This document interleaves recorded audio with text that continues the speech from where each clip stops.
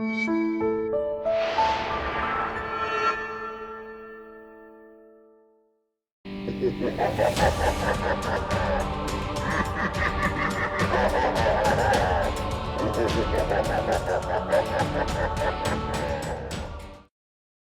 everyone, welcome back to Marvel Mania. I am Captain Logan. And I'm Eric. And this week... Detective novel.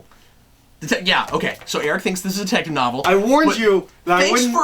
Thanks for ruining my opening, because my opening was going to be, this week, Logan comes out. We're so excited, and we're doing... this just happens to fall this week. We're doing The Wolverine. And yes, it's like a detective novel.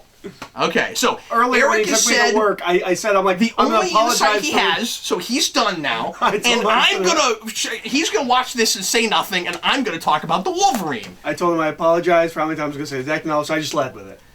Just got it right out there. Yeah, thanks, man. You're just ruining my openings. Well, detective novel is actually wrong. It's probably detective movie, and I'll get into that. Sure. Because when it comes to movies, you realize you have 2 hours at least. To make that whole... Well, anyway, so obviously this is a commentary. We've been doing this a while. This is what Marvel Mania is. We're gonna watch a movie. You can watch it with us. Somewhere around there. Yeah, I don't remember exactly what the number is, because I think it's 34. Because Amazing Spider-Man's 32. 32, and then Iron Man 3, so yeah, this would be 34, yeah. Mm-hmm. So anyway, and obviously everybody already knows that because they're looking at the title, so we're wasting their time. Yeah. But anyway, so if you want to watch the movie with us, you can do that. Otherwise, you can just watch us staring at a screen and rambling. You're welcome to do that as well. But if you want to watch it... A lot of you seem to be doing. Yeah, well, I'm glad you're entertained, however that works. But anyway, obviously the most fun thing to do is to put this on with us. And if you want to do that, grab your DVD, your Blu-ray, your digital copy, or however you want to watch it. Get it past all the menus, if there are such a thing, and get it to timestamp 0. Get ready to press play when I say now, and let's jump right into it. I'm excited. I like this movie. I do too. Once again, I've done a commentary on this before with shades. I don't know how much more I'm going to have to add, or if I'm going to end up providing the exact same commentary I did before, but we'll see how it goes. I have not watched this a ton. This is another one of those movies that I've not thrown in very many times just to watch. I think I watched it with Sarah once or twice, but I've only seen this a couple of times, maybe 2-3 times.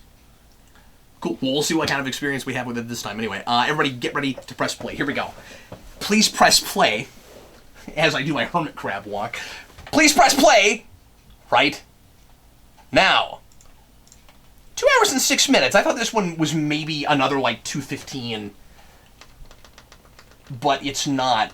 It is standard length. Not having seen this movie in a while, I think it might be able to be cut down a little bit more. Do you think so? I feel like it should be. Everything doesn't have to be 2 hours. Yeah.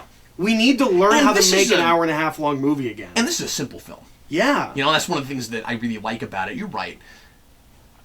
Do you get the feeling, do you get the feeling sometimes that there's this kind of sense, and maybe this doesn't happen on purpose, but there's the sense now that, like, these movies can be smart and sophisticated, and a lot of the lengthier ones, you look at Dark Knight and stuff, you think of the long ones are the heavy, thought-provoking ones, and so now they're all at least, a little bit longer than 2 hours. Well, it's interesting because with Age of Ultron, like, we made a big deal about it has to be shorter. It has to be shorter than Avengers, and it's the more thoughtful of the two films. And it could have been longer. It could have been maybe longer. It should have been, yeah. I always say let things be the length they need to be to tell the story you're telling. Don't manufacture length like Pacific that. Rim's like that, too. Is it? Yeah, he cut that film to the bone. He's like, this needs to be a fast, fun film. I think it's only, like, an hour 45, something like that. I don't think it hits 2 hours. Well, I want to contradict myself because I always talk about, like we said yesterday, kill your darlings. Mm-hmm. Cut things out even if they're great, if they seem extraneous and they don't need to be there. That's not what exactly happens when you're just worried about word count or timestamp. So this film opens with a massive plot hole. Is it the memory thing? It's the memory. The memory thing, yeah. In fact, this whole film is built around this he remembers a thing plot that hole. he shouldn't, and when we keep making a big deal out of Weapon X and going back to that and his memory loss and stuff, this shouldn't happen. No. And it's clearly a creative license thing. It's clearly, well, these things haven't been making sense. We're gonna ignore. I mean, like together, you know, the continuity we have. It's all gonna get rebooted next year. Yeah, so who cares? Yeah, and we know that because of our after credit scene. So we just, you know, do what we want to and kind of let these be standalone. And you know, Logan's gonna be just like that. Although they don't seem to know how much is gonna get rewritten, because James Mangold, the director, talked about how at the end of this movie, he leaves him with the bone claws because he likes that aesthetically better, and so when he makes the sequel, he's going to have bone claws. He doesn't have bone claws in the Wolverine. He's got metal claws, I'm pretty sure. And he's got metal claws in Days of Future Past. Right? In the future? He's got... Yes. Yeah, he's got adamantium. Yeah. Yeah, and I talk about that in the rewind, and a lot of people have asked about this, where the big question is, well, how did he get it back? There was apparently in that movie, and we should save this for that, but there's going to be a million things to say on that, so might as well do it here. There was apparently an idea that Singer had that he talks about, I think in an interview somewhere, but it didn't make it into the movie, that Magneto, because they're together at that point, puts the metal back on his claws. But not a skeleton, just his claws? I'm not sure. I'm not sure. But I mean, that's as good of an explanation as any. I just wish it was in the movie. This opening's really powerful. Yes, absolutely it is. Regardless of continuity issues and plot. I also love this color palette. Mm-hmm. It looks very Apocalypse Now. And okay, so that's maybe the obvious thing to do with it, but I mean, it's not, because it's World War II. It's not Vietnam. Okay, fair enough. Oh yeah, it is World War II. Well, is it? Yeah, well, yeah, Hiroshima. Because it's Hiroshima. What are we talking about? Yeah. For the record, we're watching one of these a day. Thank you. Okay, but does my point still stand? Kind of looks like Apocalypse Now in the color palette. Sure. Yeah. Can I say that still? Yeah. This whole thing is reminiscent of a miniseries called Logan, written by Brian K. Vaughan. That's interesting. You've told me about this. Or, no, maybe I'm thinking of something else that Vaughn did. No, I was thinking of a Batman thing you told me about that Vaughn did. I didn't know Vaughn did a Wolverine. Yeah, he did a miniseries. I think it's only 3 issues. That makeup is amazing. And it's Wolverine in World War II, and I think he gets hit by Hiroshima. Wow. I think he's in it, in that. So they may have borrowed this from that. Mm-hmm. Well, and it's kind of annoying because... I've been noticing this. Only the Marvel Studios films give the special thanks, so it's hard to tell what they borrowed, what they are consciously borrowing from.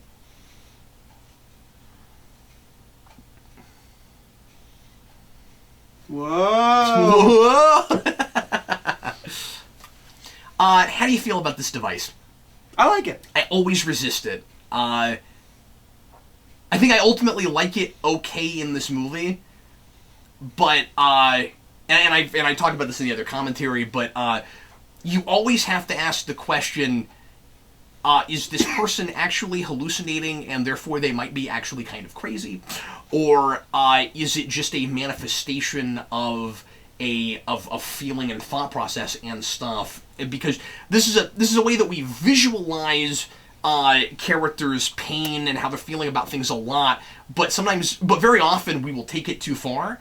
This doesn't happen to people unless they have a psychosis or something wrong with them. I think it's an over dramatization of a thing that does happen. Specifically, when people lose spouses and older people lose spouses, you hear about that they see their spouses everywhere and things like. I think it's a heightened movie version of a real thing. But he'll have conversations with her like she's actually standing there, and it's just I understand that it's a film device.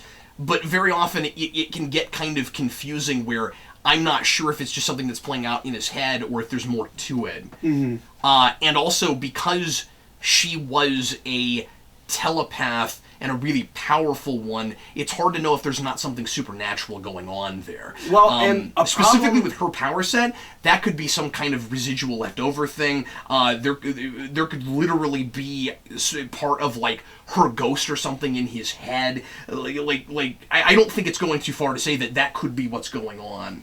A problem that I think with this film, especially because if memory serves, at the end, there's some stuff that kind of makes you think there's more to it than it's just in his head. but I always read it just as don't remember. Anyway, we'll get to it when we get to it. A problem that this film has with its release is, or the problem that I think this film has when it was released is, it's so far from X3, and I didn't go back to X3 often. Like, I forgot Jean was dead. And I also wasn't thinking about the fact that Wolverine doesn't have memories. Because if you're reading comics, Wolverine's had his memories for 15 years now. I wasn't thinking about it. So when I saw this movie, somebody had to point out to me, like, how does he remember World War II? I'm like, oh yeah, he shouldn't remember World War II. Okay, so can I say something I couldn't have said the last time? I couldn't have thought of the last time I did a commentary on this? He's Klaus right now. Hugh Jackman would be a perfect Klaus. Hugh Jackman would be a perfect Klaus. I love her. I think she does a wonderful job in this film. I agree.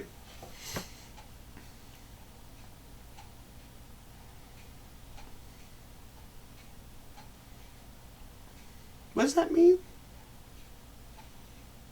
What's that? The store credit thing? Is he making? I didn't catch what I heard store credit, but I didn't catch what the rest of that sentence was. He said like all of that on store credit. Is that? Do we not have subtitles going on? We do not have subtitles going on. Is that him making a dumb customer joke, or is that him? Is she his girlfriend? Or is he just being flirtatious, but just saying how he wants the transaction to go? Is that what happened? Did she put it on store? Like And what exactly in that situation does that mean? Like that? Yeah, because store credit usually means like you have a card or something that has money for, or like you brought something back for store credit or something. But in that situation, it almost looks like he's got a tab there or something. Well, and he called her something like doll or something. So maybe she's his girlfriend or something. Because she doesn't seem happy about it, but it doesn't seem like she's not going to do it. I don't know. That was a weird scene, and we're talking way too long about one line. We really are, but usually but I'm still talking about it. Usually, that doesn't tell you that that's necessarily his girlfriend. He's just being a condescending womanizer, probably. But that's the thing is, I'm not sure if he's being a jerk, if he's making a stupid joke, or if he's just going about his life. I think he's doing all three, Eric. Okay. I think that's what it is. Mm-hmm. This is real atmospheric. Yeah. So, and you can tell that we're getting so much closer to what Hugh Jackman wanted a Wolverine movie to be like. Yeah. I understand why he still wasn't quite satisfied. Mm-hmm. And why Logan is happening, and hopefully that finally quenches his thirst for the Wolverine movie he always wanted. Mm-hmm. But boy, we're getting a lot closer, and I still cannot get the subtitles to work on this. And movie. this all comes from. Oh yeah, you've told me about this before. This comes from. We're gonna have to resort to closed captions. Let's see if they work. This comes from the. That is a Green Arrow. The Claremont Miller, which obviously this whole film is loosely based on. Yes, because of the Japanese stuff. But it opens with this. It opens with him in a cave with a bear that has been going into town and like roughing people up and maybe killing people, and he comes up to kill the bear and then realizes that it's been poisoned.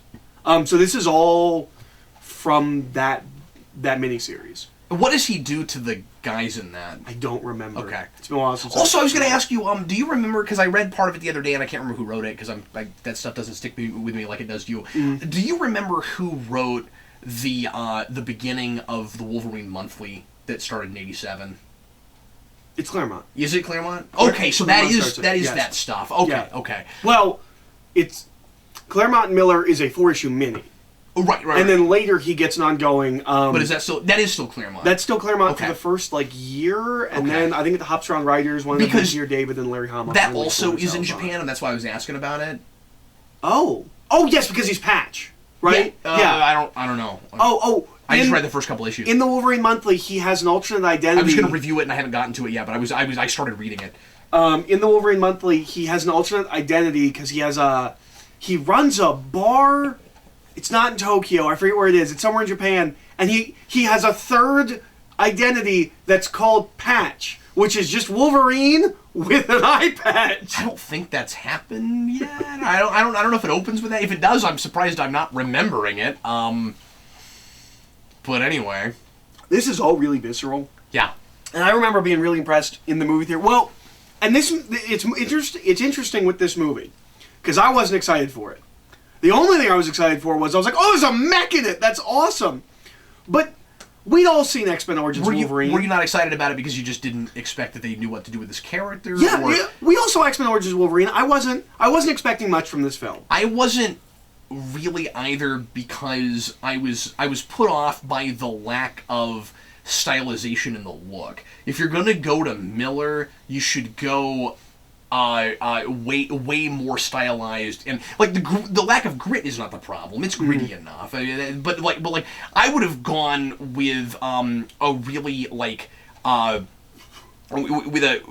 a really unrealistic color palette, and with the movie that we have, it's fine. It's not because it's not trying to feel like a Miller thing. Yeah. But I was really expecting something more like Samurai Jackie, and that's not where we went with it. That's what I wanted. Yeah, and that would have been really cool. I was expecting a lot of, I was expecting more of a samurai movie, and I was expecting like a lot of shadow play and stuff, and we do a little bit of that later, but it's still not like super comic book stylized, you know.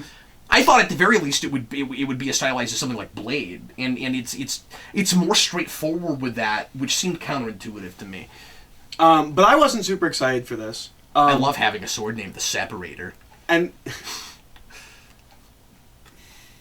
I thought she was gonna say soul. Nope, it's as violent as it sounds. But and then Matt went and saw it for his birthday. I was working or something, and he was like, "So the Wolverine is pretty good." I was like, "Really?" Because I wasn't expecting anything from this movie. Were you just not even going to bother going? I think I was going to go. I just didn't get to it. But you didn't. I didn't expect you weren't, much from it. Rushing out to see. Yeah, I didn't. I expected it to be bad. And like I had tempered excitement where I'm like, this looks good, and I like that there's a mech, but I can't imagine that they get it right. They didn't get it right last time. I like that the scale is not enormous. I mean, you have the big giant mech at the end and stuff, and I think they could have done this without it. And so, yeah, I like that for the most act. of the movie, it feels like a much smaller, intimate piece. I wish it had stayed that way. I like that third act. I think it's fun, but I think this movie didn't need it. I think it could have been a smaller, more intimate film. It's another movie that doesn't feel like a superhero movie until the third act. To the point where, I mean, until Ironmonger shows up. To the point where that was Aaron Deister's big complaint about it. He was like, and he and I argued about this. I made fun of him profusely for this because he goes, it's an X-Men movie that doesn't have enough X-Men in it. I'm like, it's called the Wolverine. He's like, I want mutants. I'm like, you don't need a bunch of mutants. It's a singular character piece. I love that there were no other mutants in this. Yeah.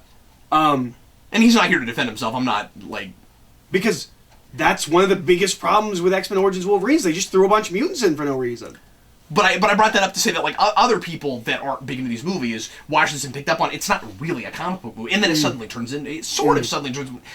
I don't think it's even like tonally inconsistent or anything. No, there's ninja fights. When it gets to that place, but it is bigger and more over the top than it needs to be. Mm-hmm.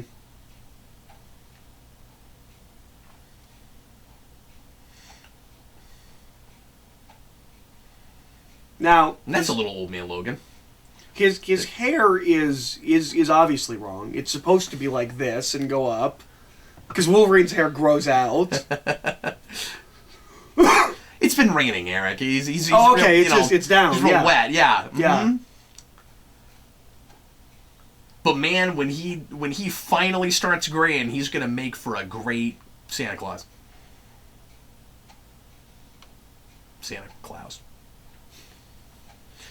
I can't stop seeing that now. He's Klaus. I want him to be Klaus. He'll go away once he shaves. I know. And that'll be sad. He would be a great Klaus. Yeah. And he's built enough. That has to be a movie. It has to. Yeah. I'm not gonna, I can't die happy until I see the Klaus film. That has to happen. And I think you could do it PG-13 live action and... I still say it would make for a great animated movie. No, it would. But if we're talking about Hugh Jackman. But I really want it to be a live action film.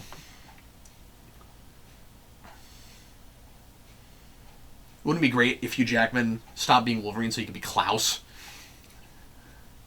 That would be great. every movie. I Have don't we think had there's- this conversation on camera yet? Is there 1 and 3? Maybe not. It's always bumpy. Yeah, it's always bumpy. He can never have... No wonder he's afraid of flying. He's never had a smooth flight. Yeah, exactly. What's he drinking? What's Wolverine's drink of choice, I wonder? Yeah, when flights never go well. And think about how many plane rides he's probably been on, given how old he is. Yeah. It's Jack Daniels, right? Like Wolverine's a Jack Daniels guy, right? That label is not a Jack Daniels label, but I don't know what it is. I love her socks. I just love her whole style of dress. She's a very different character from... What is... I wish we were watching this on the projector screen here. I'm going to get really close and see if I can read the label. I can't read that label. It's like out of focus. But yeah, it is out of focus. It's some kind of bourbon, Why definitely. would they do that? Why do they do that? Why are they doing that? I want to read the label. She is a very different character from who she is in the miniseries. Real quick, does alcohol affect Wolverine? Does healing factor take away the inebriation? Do we ever really get any sense of it? Because he wants to drink alcohol a lot, and why would he do that? Why would he care if it doesn't affect him? It is like Cyclops' optic blasts do not flare; they're concussion based. We have an answer, but sometimes it's not observed. Okay. It does not affect him very long. Okay. So he can drink a lot of alcohol and get a little drunk. It's kind of like the Flash. His body just heals so fast he doesn't really get drunk. The way it metastasizes. It's also why he can smoke cigars all the time, or could. Until Joe Quesada showed up. Yeah, because he's gonna heal. Yeah. Yeah, he'll heal instantly. Yeah, if John Constantine was born with a healing factor, you wouldn't have John Constantine. He'd be a different guy. Well, he'd be the same guy. You wouldn't get that storyline.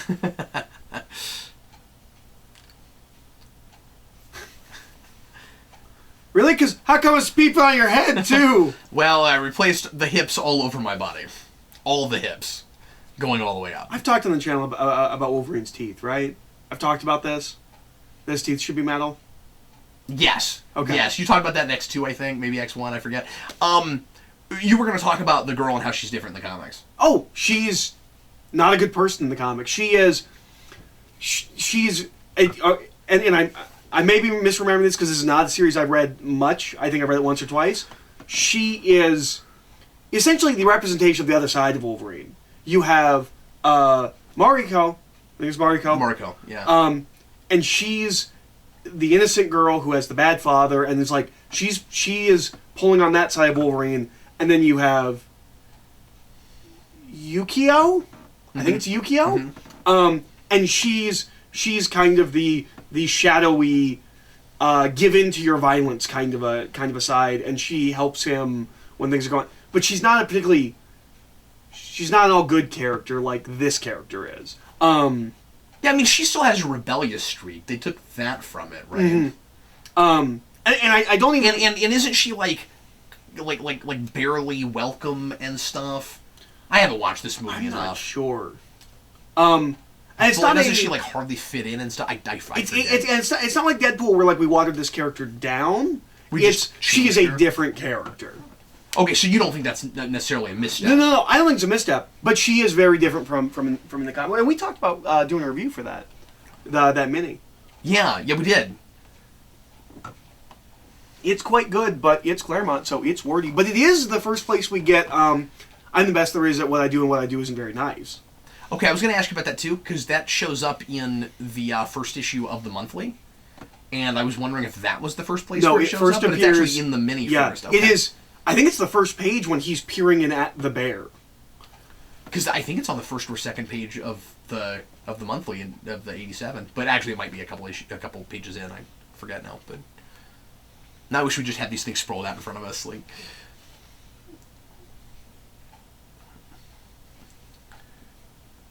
Okay, so you know how we've been crossing over Ninja Turtles with Batman? Could we Ninja Wolverine? Please do it with Wolverine, and not even the Ninja Turtle side, just Shredder. Like, I mean, Ninja Turtles Daredevil. Yeah, sure, but I think seeing Wolverine go up against Shredder would be really interesting, especially, really cool. And I think maybe even a little bit more interesting because at least the iteration in the current IDW comics, they're both they're both dead. They're both immortal. I mean, they've or like have kind of cheated at life and been able to live. I mean, he hasn't cheated. It actually is natural for him. But and they're both dead. Currently, yes, they are. They're both dead. I'm sure Shredder is somehow not dead, or it will be. No, I bet he'll be reincarnated because that's what we can do with those versions now. Maybe so it'd that's be an probably animal what will happen. Shredder. Ooh. Okay, so this is the beginning of the detective. He should be an octopus. No, this is the beginning of the detective movie. This is. Yes, do tell. It's the detective going to the man who's going to make a request for him, and a lot of times you do this thing where it's not really a job you want to take. It's not a person you trust, like that kind of thing, and that's what this is. I love this bed. It's great. I want one. Yeah. It's a. And it is that pin pad thing that we keep bringing up. That Zordon. Yeah. It's There's this. This is one of the coolest uses of it. Would that be comfortable? I want to know, and I want to know if that's an effect or if they actually built that, because it looks like they just built it and that it. I mean, they had to have. That doesn't look comfortable. No. But so we do this thing. Is he just that eccentric?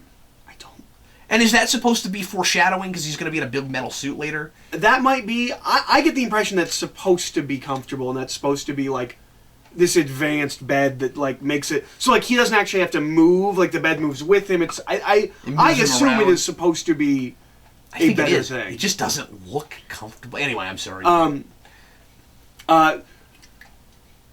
So we do this thing in Turtles 3 in noir films where. And TV shows and everything. It not as much in books, but in everything else, it does not matter what your profession is. You are a detective. Yeah. Are you a lawyer? You're a detective. Are you a negotiator? You're a detective. So Wolverine falls into that category of he's not a detective, but he's going to fulfill the detective role in this story. And unlike Rogue One, where I've never heard anyone else bring up the samurai thing, this is something other people have picked up on. I've heard other people mention like, oh, this is kind of a detective movie.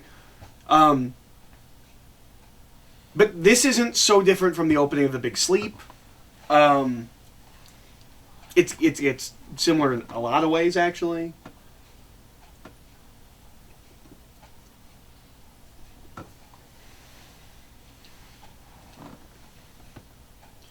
I really like this as a moral question.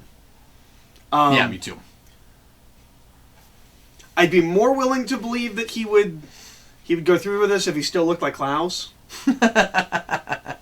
Yeah, but he still feels like Klaus. They just cleaned him up. It's not like he's had any kind of a internal change that reflects where the outside reflects the inside. I don't know if it's intentional, but the bathing scene is kind of a mirror of You Only Live Twice, where James Bond goes and has a scene like that, and it's just like the most lovely thing, and like how wonderful Japan is, and the women bathe you, and like here they're scrubbing him with brushes and stuff. And he's like, that's not comfortable and it's real awkward, and yeah.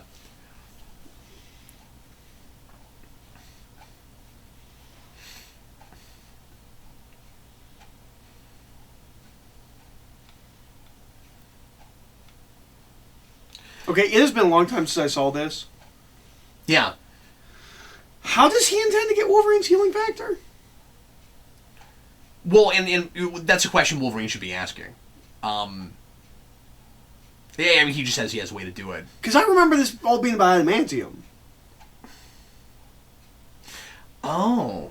Oh, no, they have to get past the adamantium to get to his bone marrow. That's what it is, and then suck it out. Yep, that's what it is. I wish I knew this movie better. I'm actually really glad that we're having this viewing, because I'm going to have to do the rewind soon. I wish I had the time to get it done this week. But after I finish the Top 10 Spider-Man show, this will be the next thing I do. You know, I never thought about this, but... I always really like the "you don't want what I've got" line, that he sees it as a curse, but of course it's more complicated than that, because of, all the times that it's been really good that he's had it, but he feels like the negative outweighs the positive. I was going somewhere with that. I said I never thought about this. Oh! Wolverine is completely sterile. Like, if he went into a clean room, like in a hospital or something, That's a great point. He can just go in. Yeah. Because everyone else is wearing the mask. He doesn't need to. Mm-hmm. Yeah, and he won't catch or give anything. He wouldn't give anything. That's what I was going to say, because like viruses and things wouldn't have the time to develop inside of him, so he's not going to... except for times that he's lost his powers for whatever reason. Has that ever happened to him before this? Has he actually ever experienced losing his powers? In the comics, yeah. No, in this continuity. I'm trying to think. I don't think he has. Like this version, I don't think he has. No, this all felt real new for him in film. Yeah, which is cool. Because it's the obvious thing to do. I mean, and it can be really compelling. And I understand why writers want to do this and why audiences want to see it. But like it can, you know. It's kind of the obvious thing, like, see what a character is like without their powers and if they're still that person. And you ask those identity questions. You have to do that with Superman, periodically. It's really important that he still has his values despite being indestructible and able to seemingly do anything.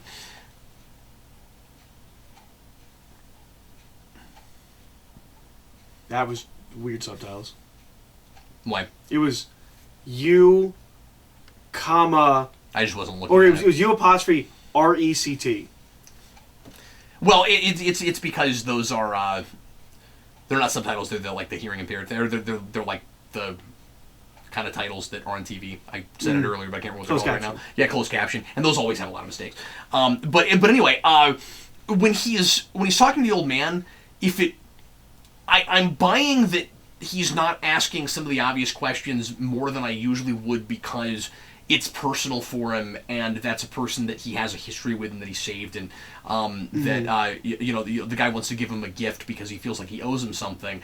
But if it weren't for that, yeah, and now he's going to get new superpowers because of kryptonite. But he should, but he should. What powers would he get? What happens when you mix animanium with kryptonite? I don't know. Well, no, I just meant like what happens when you get kryptonite incense? What does kryptonite incense do? Well, again, usually it's like mixed with something else. Okay. That's already there and stuff. But if it's just kryptonite incense, well, it's probably not that far away from the fire powers that you get when you burn kryptonite in the coals, like the fire coach in the first season. I would assume it'd be like that. So he might get fire powers, or something like fire. Maybe he can throw fireballs. Maybe he's got like a shoryuken or something. You know, that whole thing? This is real crypto-freaky, I gotta say. But anyway, yeah. I was saying something. Usually there's something here for me to stab when I wake up. I need a girl I care about so that I can have this dramatic moment where I accidentally stab her. This feels familiar. Where do I remember this from? No, but if it weren't for his thoughts being clouded by the past, wouldn't he be thinking, there's got to be something in this for this guy? I'm not sure you would buy. He's too busy trying to pretend that he remembers him. Because he doesn't want the awkwardness. He doesn't want to let on. No,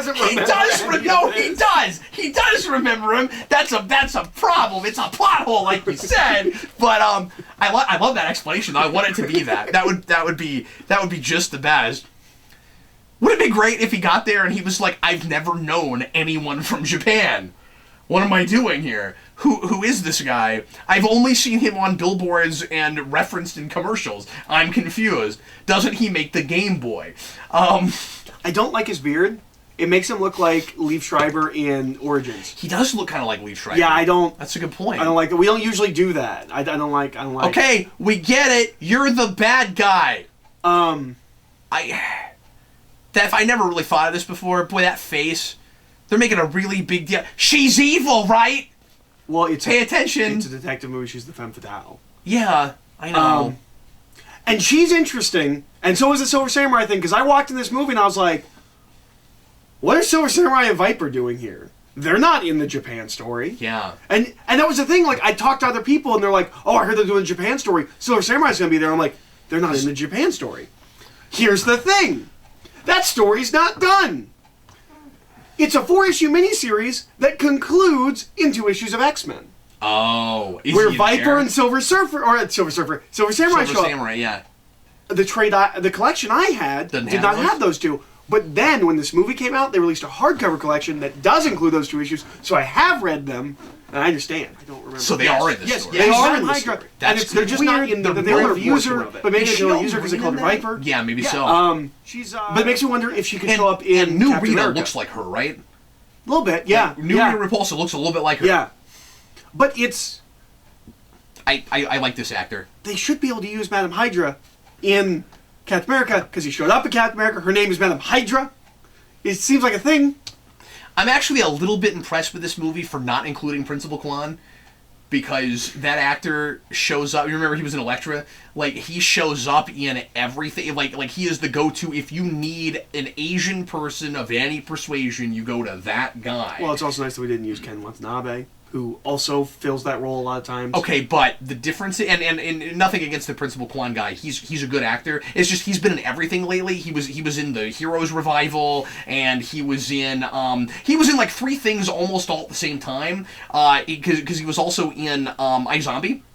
He's really good in that. He's the I won't give anything away because you need to watch that show. Yeah. But he's in the first season the police captain in that show. But the difference is I'm never going to begrudge any movie putting Ken Watanabe in it, because He's amazing. he elevates everything. So no, he should have been in this movie. You're wrong, and this movie would immediately have gotten a 4 if Ken Watanabe. I'm kidding. This scene is also very detective novel-y, where you are meeting a bunch of the players, but you do not understand anything about, or he doesn't understand anything about them yet. He is just seeing slight clips of people and is trying to figure out what's going on. I think I might have appreciated more of this first act if I had picked up on the detective motif that you're talking about, or the structure. Mm-hmm. And he's in a suit. Because this feels like another one of those movies that if I was more initiated into the kind of backdoor genre that's here, like we were talking about with Iron Man 3 last night, with all the Shane Black stuff, I might have appreciated more. And it's not that I don't like this movie, but I remember first time I watched this, it was difficult to keep all these characters straight. Oh, and I should also mention, I love Logan wearing black, and I think he should do it more. Mm-hmm. Him in a black suit, he just looks really good in it. And I like the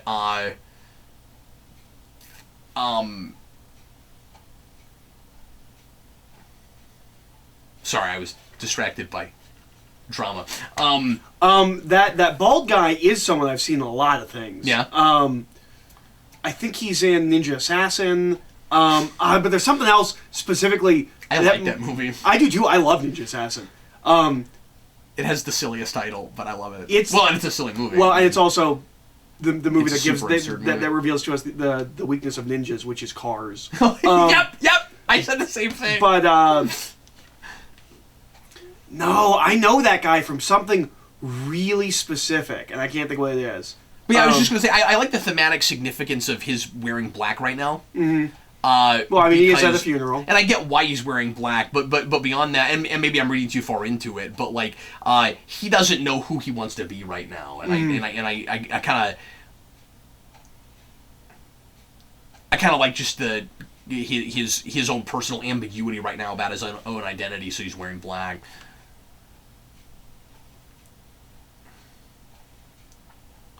But yeah, a lot of people had issues with her. I never did. I think she gives a fine performance, and she's the femme fatale of the detective movie, which it will stop being a detective movie in the third act. I mean, some of that's better if you're looking at it through that lens. Yeah. And I'm not saying that you're wrong or that that's just a reading like your own opinion, but I don't think you necessarily have to expect people to look at it through that lens, especially like on a first watch. Well, I'm just explaining why it doesn't bother me. I see, yeah. And I think she knows she's in that role, and she's just having fun. Because I don't think it's a detective movie in the same way, as you said, because that kind of breaks down in the third act. Mm-hmm. It's not, and I talk about this all the time, it's not a superhero movie that is exactly something else first in the same way that Dark Knight is a crime drama and Winter Soldier is a 70s spy thriller, etc., etc. I guess it is through part of it. But it's also a blend of different things, right? Where, like, it's not... just a superhero movie, nor Well, does it really even feel like a ninja superhero stuff movie makes here. it- But it's also a samurai movie, and in places it even feels like a collaboration of where it could have been an American and Japanese film. And I don't know if it was kind of made that way, but I mean, I know that we hired a lot of Japanese actors, and I'm assuming that we got a lot of them there, and I think we went and location shot there. Yeah, I don't know if I'm right about that, sure but I would assume so. so. I mean, we have a huge list in the closing credits, just all these Japanese actors we hired, and I don't think they were all Japanese Americans. I mean, I think a lot of them were from there. This is one of those movies that makes me really want to go to the locations. Yeah, I really like the look of this guy. Yeah, He's just got.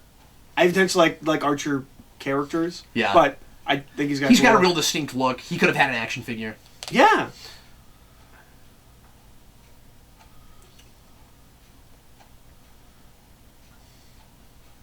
Why would you name?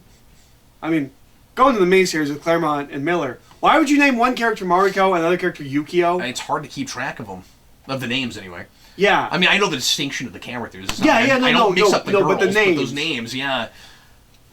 It took 2 or 3 viewings before I could really remember what the difference is. This all looks great. Yeah, it does.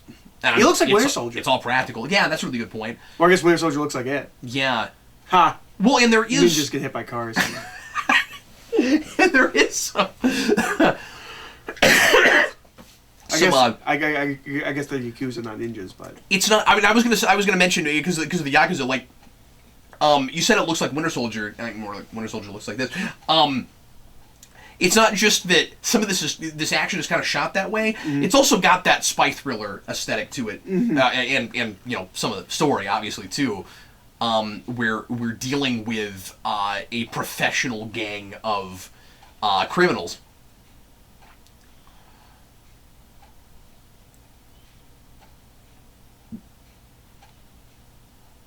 it's interesting how desensitized I've been to Japan, having watched a lot of Japanese live action stuff. What do you mean by desensitized? Where you're just used to looking at it, doesn't look Yeah, alien to you? yeah. Like I realize that while I'm watching, I'm like, oh, this just looks like tokusatsu.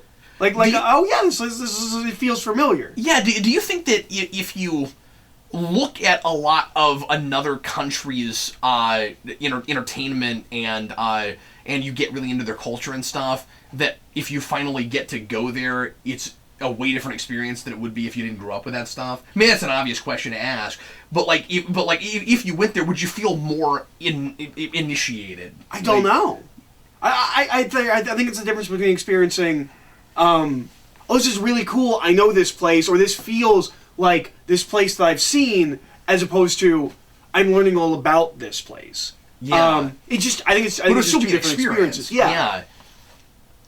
You wouldn't feel at home and then it's like, oh, this is dull, I've been here. Yeah. It wouldn't be like that. Yeah.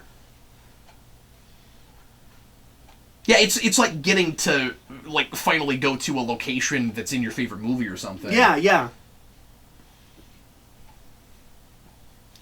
Yeah, well, looking at something on screen is never the same thing as actually being there. Yeah. These are all obvious points I'm making, but...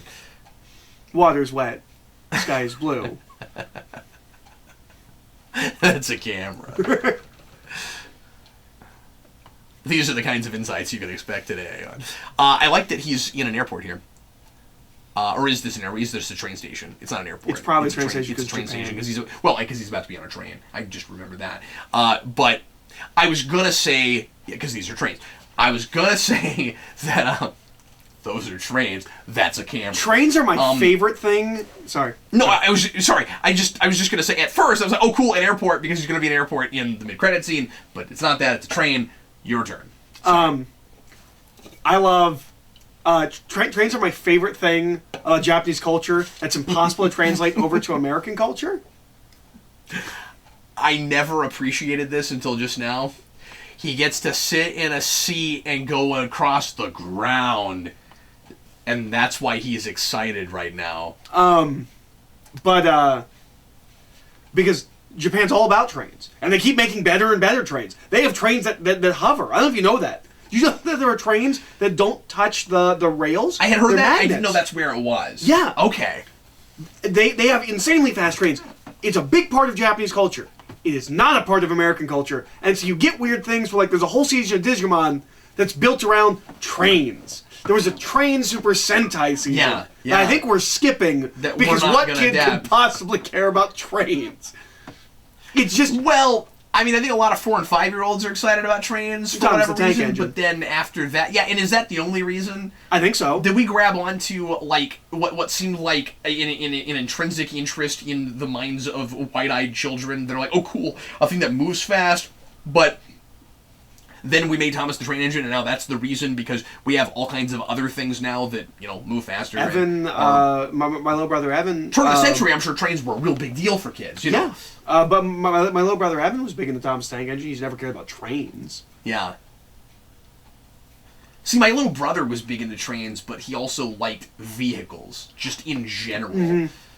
Well, and I never had that phase. I never had the cars and trucks phase. That wasn't didn't either. That wasn't me. I like motorcycles, but I don't know anything about motorcycles. Like for me, with cars and motorcycles, things like that, it's all aesthetics. Have you noticed that a lot of children, especially boys, if you have an older and a younger brother, one of them is going to be into the like more manly stuff, especially cars and things, and then the other one is going to be into something else that's not that, and probably more like superheroes and comics and stuff. I don't know. I don't know. I had that, and then my kids seem to have that, and I just think it's interesting. Anyway, so the movie here, he's lost his powers. He loves Batman. He's confused. That's true. And then there's a car thing with Batman, so you can have your two there. Well, and that is actually a thing for a lot of franchises. Like, a lot of car people like James Bond because you'd see a lot of cool cars. So, once again, I don't know this movie that well, so this might be a stupid thing to ask. But he brings him the old man brings him there under the pretense, and of course gives him a job to do, like you said, but brings him there partly under the pretense of giving him an option to transfer his powers so that he can live out his life like a normal man, and then he proceeds to do that.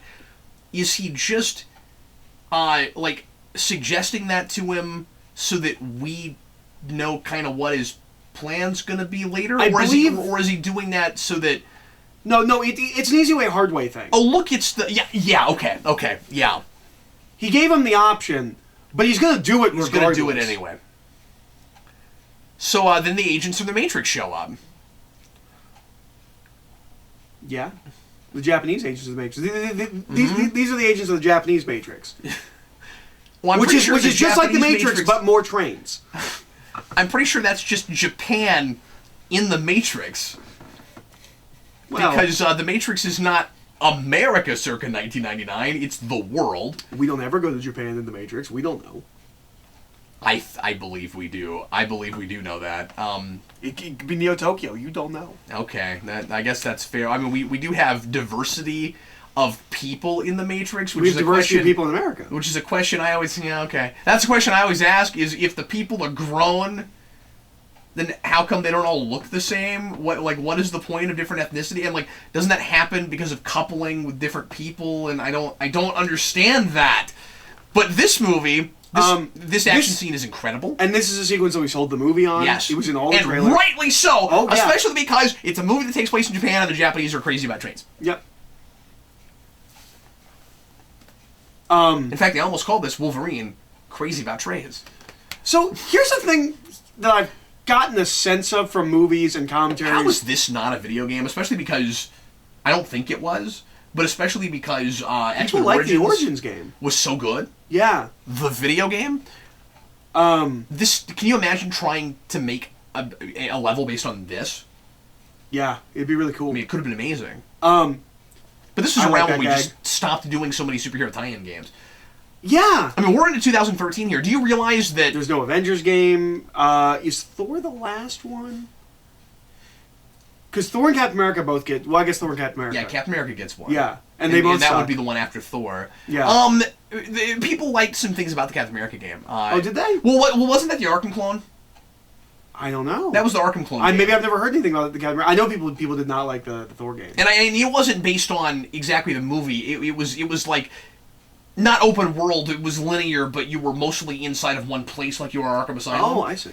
But now I'm fuzzy on whether or not that was actually based on the movie, but I thought it was. Anyway, I don't know. So we are into... This is 2013, yes? We're past 2012 now? Yes. And, yeah, of course, because Days of Future Past is agree. 2014. This is getting crazy because all this feels like it just happened to me in a lot of ways. And, we still have as many movies left for Marvel Mania as we do. We still have, 13, 14 left, right? Like 13. And I'm already making Spawn here. This is how far we've gotten in the chronology now. This is the main thing that makes me want to go to Tokyo now. The sex room hotels? Not the sex hotel, just the architecture. Oh, just okay. that we have things like... I thought we were going to learn something interesting about Captain Logan. It's not... Well, the space room does look really cool. But, They have a hotel that's a giant Godzilla. Is it also a sex hotel? Is it a Godzilla It is not a sex hotel. Although, that's the thing I can tell you about. What about the Gamera sex hotel? Is that a thing? There was a kaiju fetish. It's a thing. So I should stop making this joke, is what you're saying. I learned about it from Warren Ellis and his novel Critical Vein. It's a whole thing. Okay, let's move on. Scales. Then. Yeah. Anyways, it has a name, but I can't remember what it is. I just want to go to a place stacked. I just want to talk about something that isn't a real fetish. I don't think that it has to be a sex hotel in order to be stacked. I think they have places like this that have the stacked boxes that aren't sex hotels, right?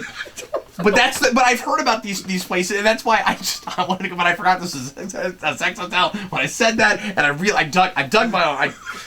They Might Be Giants, first track on Apollo 18, Dig My Grave. That's what I just did. Anyway.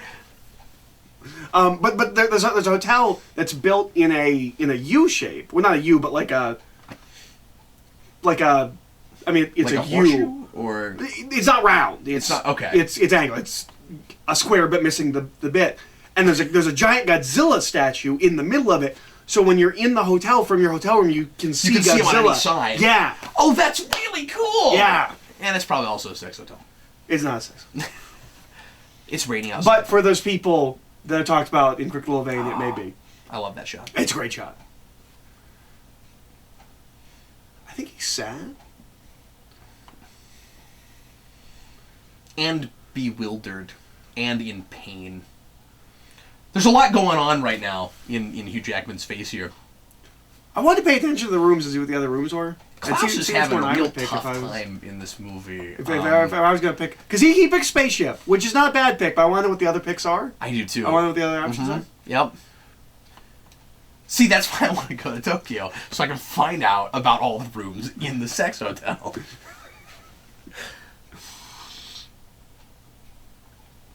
If headlines... Well, not headlines. If news stories are anything to read into, there's not going to be anybody else at the hotel. You'll have your free pick. Because the Japanese are not mating. Oh, yes. Yeah. Mm-hmm. Mating sounds really clinical. Yeah, I was wondering why you said it like that, but... Because I usually use more aggressive words, and I'm not, because I'm on Geekvolution. There's not a lot of procreating going on, apparently, in Japan. A lot of people seem to not be as interested in coupling, if the headlines are to be believed, as you're saying. So it makes me wonder if that's more of a tourist attraction. Maybe that's why they built it. Like maybe it's mostly Americans there. No.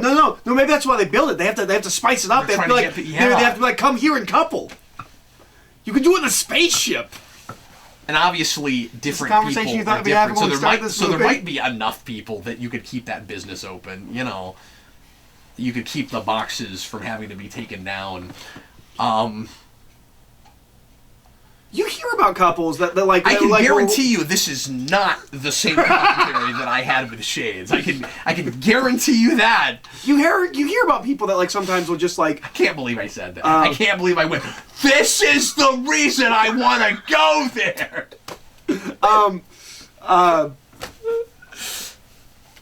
You hear about... You hear about people who will go to like...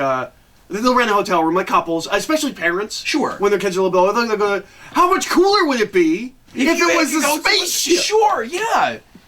It's a great idea. There's nothing wrong with that. We should open one. We should open the sex hotel. Let's do it. Absolutely. Yeah, it wouldn't be like a brothel thing. It's like, you know why they're there. Yeah. Is there a horse there? There is a horse. No, it's a goat.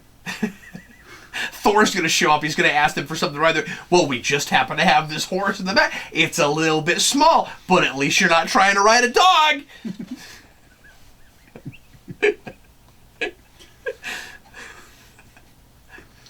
We need to rewatch this movie after we finish, just so I'm we are up for the Logan. I actually don't know what's going on. And, Aaron, this is not going to have jack for anything to do with Logan, and you That's know true. it. That's You're true. not going to need to watch this in preparation of that film. It's part of why I'm not that concerned about getting a rewind out before that movie comes out. There's not going to inform it. We have already paved over this continuity with another continuity that I'm almost positive will get paved over again. You know what's interesting? Yeah, though? isn't that weird? What's interesting that But he's talked about it as not only like necessarily not going to have anything to do with that. I don't know if he said that, but like he's talked about it as they're taking like liberties and not really thinking about the rest of the continuity. And I would assume that includes this. One of the things I think is interesting, because I was looking at the credits, James Mangold, who directs this, he's a credited writer on Logan. He is not on this film. Mm-hmm. Has he written films before? Yeah. I don't really know anything about him. Didn't we find out he directed something? Did he direct A Beautiful Mind? He directed something that I feel like you liked quite a bit. Yeah.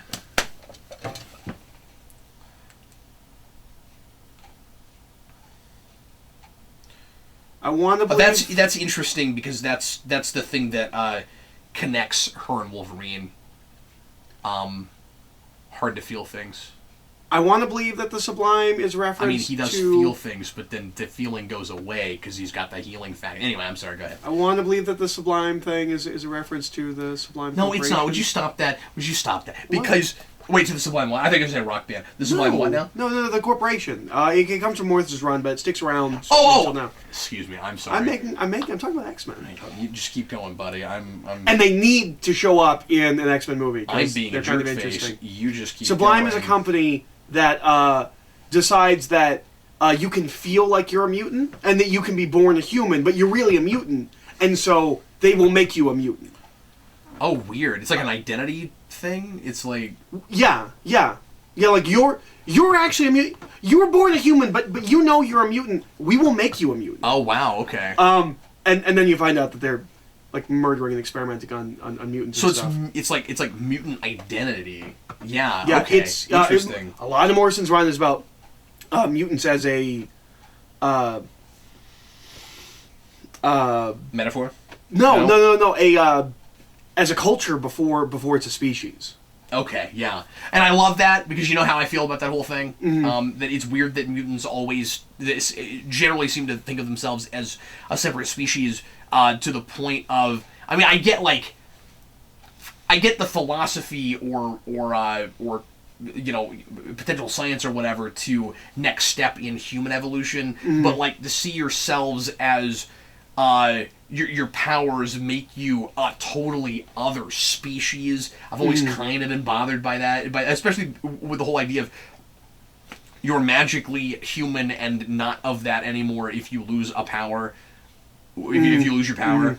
I just wouldn't think that they would all feel that way. You know, I would think that there would be a discussion to be had. Yeah. I've talked about that Havoc speech that I like so much. Because it was nice to see a mutant talk about that. No, we're all human. We still have the thing that makes us human. We just happen to have superpowers, but we're still self-aware people with empathy and, we're sentient, self-aware beings. So there's still that human element. Do we have a soul? That sort of thing. So, since this is the sex commentary, can I bring something up that I think is weird about Japan? Well, sure. Go right ahead, buddy. So, in Japan, you generally live with your family until you marry. And then you move out and stuff. But Japan doesn't have normal doors. They've got paper doors. I see where you're going with this. Okay? Right? Sound travels and more readily through thinner material. He made Oliver and Company? Really? The Disney film? Uh-huh. Did he write or direct it? He directed it. No. Wow. No, he was one of the co-writers. Okay. And that seems to be where he got his start. But yeah, no, that's just a thing. Anyway. And That's one of my favorite Disney films. That is one of the first movies I saw in the theater.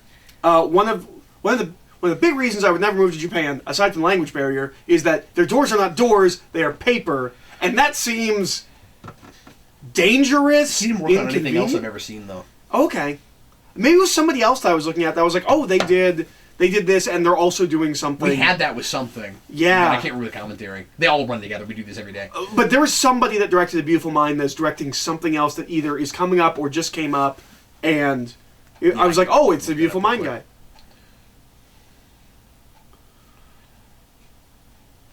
Maybe there's an article that says James Mangold can't believe he got away with making Logan. I just can't wait to see that movie. I'm very excited. I am too. Wait, I thought Beautiful Mind was directed by Ron Howard. Yeah. Oh, is it? Yeah, that's a Ron Howard film. Who wrote it? Maybe it was the writer. I don't know. Somebody that did something on Beautiful Minds connected to something. No, well, you might be confusing though, because we were talking about the actors from Hulk. I don't know. Because they're the This is couple the in A loosest Beautiful Mind. commentary we have done in Marvel Mania. It really is, and that was an Akiva Goldsman script, but I don't know if that had anything to do with anything we were talking about. Nope. Anyway, we should look at this movie and talk about it. I really like the scene. I really like the... Let's get back to talking about sex. I like this scene, so boxes stacked up where you can go anyway. And do your mating! What are we doing? No, I really like the chopsticks in the rice thing. You don't put it like that. You put it like this. That's disrespectful. I like that. I just want you to be so vague right now. I like that his hair is up now because it's no longer raining.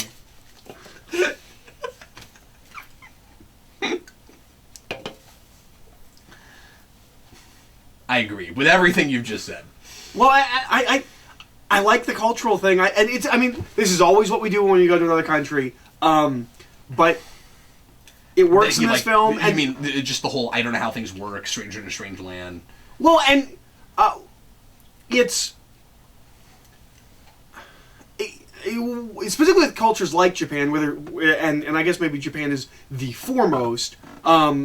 Most of the Asian countries have some of this, but the honor thing and the family thing is much more prevalent, much more important in that culture. So, like, the idea that he could be with her is kind of impossible. You're not Japanese. You're not like I like some of that stuff we're playing with here, which is also stuff that we play with in the Miller Claremont stuff.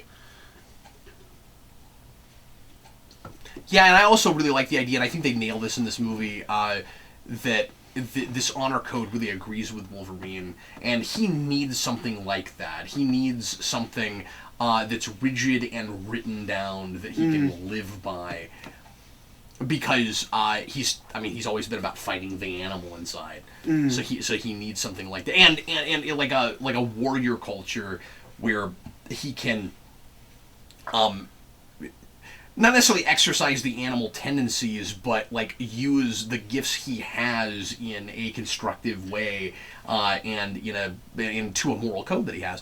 I like that he's shaving and he cuts himself, because I imagine he's never thought about that ever. Like that does seem like the obvious thing to do, though, right? I mean, because we do shaving all the time. Yeah. And if you lost your that's what you do if you did that with Superman too. Like, That's true. I don't have a problem with it. I'm not gonna act impressed by it. Like that seems like the obvious place to go. Have you ever seen the? It's a page or it's a panel. I think it's I don't know, it's a full page, but it's a rather large panel where Claremont had the artist literally make Wolverine's room Wolverine's mind, where it is cut down the middle. Half of it is beer cans and like clothes and underwear and everything's a mess, and the other half of his room is Spartan and like everything's like it is exactly down the middle. Like Wolverine has these two personalities, and his room is literally that. That's awesome. He's Two-Face. We didn't know it. And Drew Barrymore shows up and helps and cleans up one side.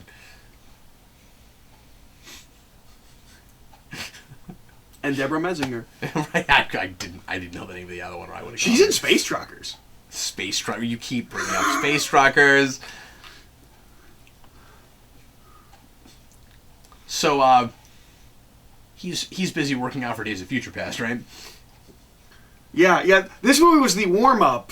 Yeah, for Days of Future he will Past. be as buff as we've ever seen He him in could Days play of the Future Hulk Past. in Days of Future Past. Absolutely, he could, and he's getting there. He's working up to it. But no, this is the shortest his hair's ever been. But we see his hair get cut, so. Yeah, I don't mind that because in Origins we just go big. Like we don't even style it up. We just have him have big hair. Well, it also makes a lot of sense thematically because he's trying to not be the Wolverine. Mm-hmm. It's like that part of my life is over. Yeah. I don't want to be that anymore. The Wolverine with short hair works, but he actually kind of looks like Old Man Logan in this. Yeah. Well, and also that's an Old Man Logan idea. They're like, I'm not the Wolverine. I alluded to that earlier. Yeah.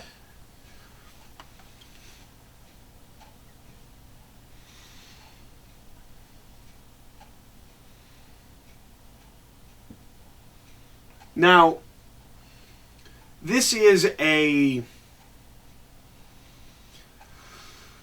What's the word? A contrivance? Yeah. No, contrivance is the wrong word. Plot device. They can't leave that... Wolverine can. That man cannot leave that hole. Mm-hmm. Because while the explosion is done, the radiation is not. Right. It's a gimme you have to go with. Yeah, you know what? I think Shades might have suggested that as well when we did that commentary. It's not something that I mind. I never noticed it, but I have heard other people talk about that. Yeah. Because I believe the Hiroshima Nagasaki only recently, like within the past 10 years, you could set foot on it. Something like that. Really? I think so. I could be wrong, but I think that's a thing. Have they started rebuilding civilization there? I don't think so. But I don't know. We should look into that. That seems like an interesting thing. The most fascinating place to go. Yeah.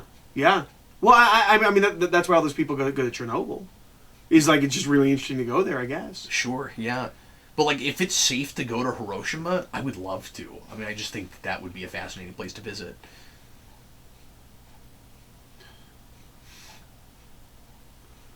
No, you're right. He should not be able to... What? Wait a minute. I mean, like... Is right there is where the bomb dropped. He's dead. And, yeah, Wolverine's got healing factor, but he should be experiencing something unpleasant. Yeah. Right? Yeah.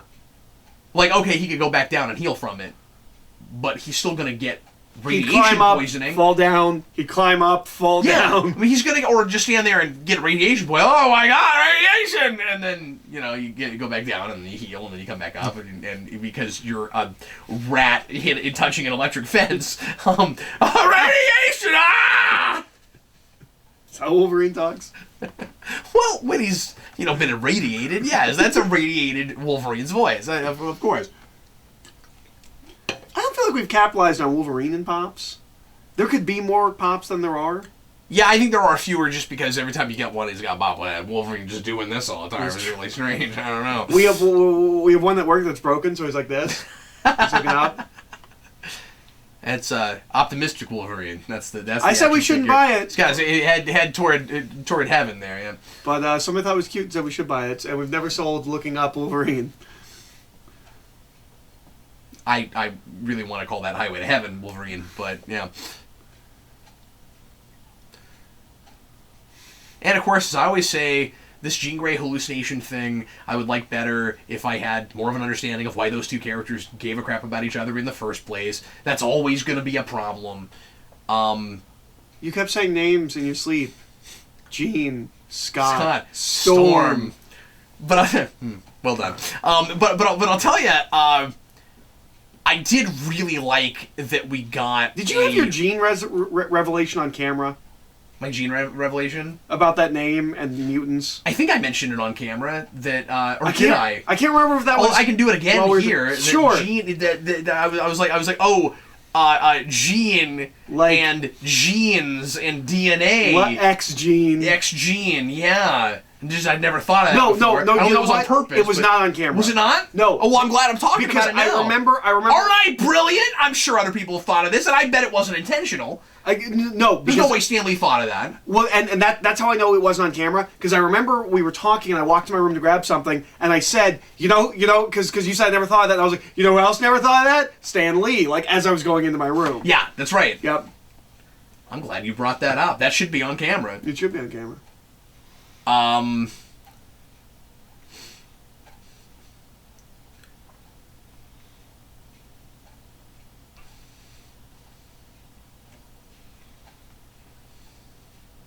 Can I talk about I already talked to you about it, but it's not on camera. Yeah. And they don't know. Sure. But the story about how this series started and why I believe Wolverine has all of this Japanese stuff with the Frank Miller thing. Yeah. That I was talking to you about. I was just actually sitting here thinking about his being in that culture and how it weirdly has always fit, and yeah. So, Chris Claremont wanted to work with Frank Miller.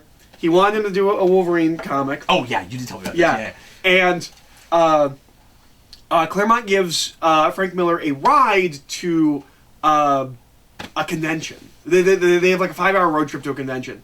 And apparently Claremont spends this is the story from Claremont's perspective. Miller's never talked about it, as far as I know. But Miller doesn't do a lot of interviews, so. But Claremont says he basically spent 5 hours pitching him Wolverine and like how he sees him as like a Ronin and like all this Japanese stuff. And I was like, well, yeah, he was doing Daredevil and he did all that Japanese stuff. Like, I feel like you wanted to work with Frank Miller and you said, well, yeah, I see Wolverine as exactly what you like.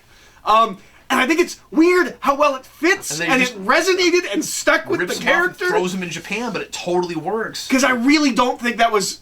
I don't think Chris Claremont actually thought that about Wolverine. He was just like his sensibilities don't fit into Western culture, and he had to go outside of what he knows to find a world that makes sense. Because I also think that Wolverine mini might be post-Ronin, which would really drive home the... Like, I think it's really weird that Claremont says, like, oh, I view Wolverine as a Ronin. And it's like, well, that's weird because I just did a series called Ronin. But just don't do it again, Wolverine, because she's not going to be able to, take your healing factor and heal herself, and you're going to feel real bad about that. But he will get to yell at the sky again. Oh, that's what the pop figure that's constantly looking at is doing. That's what's going on. He's doing the Klingon Death Howl thing. So I'm sure I complained about this in the other commentary. I know I did. He should not, without healing factor, be able to pop his claws out very often. Oh, yeah. Well, there is blood on him in one shot. Yeah, but he would get an infection so bad. Well, can I... Right? Like, he doesn't have healing factor. That's the whole reason the claw thing works. Like, he might be used to pain and all. He should have to go to the hospital after the first 2 or 3 times he does that. Can I break this movie entirely? Yeah, sure. He'd get adamantium poisoning. Yeah. He's got metal in his body. Mm-hmm. He's done. Yeah, the whole reason... Yeah, but I don't think it's gone completely. I think it's weakened and slowed. He still would be getting infected. It's more like Old Man Logan, where like... Well, but I think it might be healing slowly. Do they say that he's healing slowly? I think he's healing slowly. But I mean, he's healing slowly. I'm not really enough. paying attention. But I'm thinking too much about sex rooms. I am too. Yeah, that's the only place my mind is gone. It's stuck there. I'm trapped. It's bad. I'm in the... My mind is in the sewer with the Ninja Turtles at this point. But he's healing slowly enough that he had to go to an animal hospital and get bullets taken out of him. So I mean, like he would be getting a massive infection in his hands. Yeah. At the very least. I mean, it does become really problematic to take Wolverine's powers away because they are the thing that makes the Weapon X thing work, and not just in the first place, but after that. It's the glue that holds it all together. If he loses that, he should fall apart. Yeah, he's done. Have we done stories where he completely loses his healing factor? Fraction did a story at the end. I think it's actually his last story on X-Men. Everyone at the school, or on Utopia, it's not the school, it's in Utopia at that point. What is bunch of later 2000s? Later 2000s. After Second Coming, it's right before Kieran Gillen jumps on. Oh, okay. So it's maybe a year before AVX. Oh, okay. So we're talking like 2011, Yeah, 2012, yeah. close to He did a story where a bunch of people on Utopia. It's actually John Sublime who does this. No, it's Loeb who takes over the the Sublime Corporation. And he's got a big giant head, and his name is Loeb. But he Oh, do you remember the Loeb was a Freakazoid villain? I don't remember that. Anyway, sorry. But he infects a bunch of the mutants there, and one of them is Wolverine, and it kills his healing factor, and he starts getting adamantium poisoning. Oh, good, because that's what would happen. Mm-hmm. Yeah, no, he's out of it.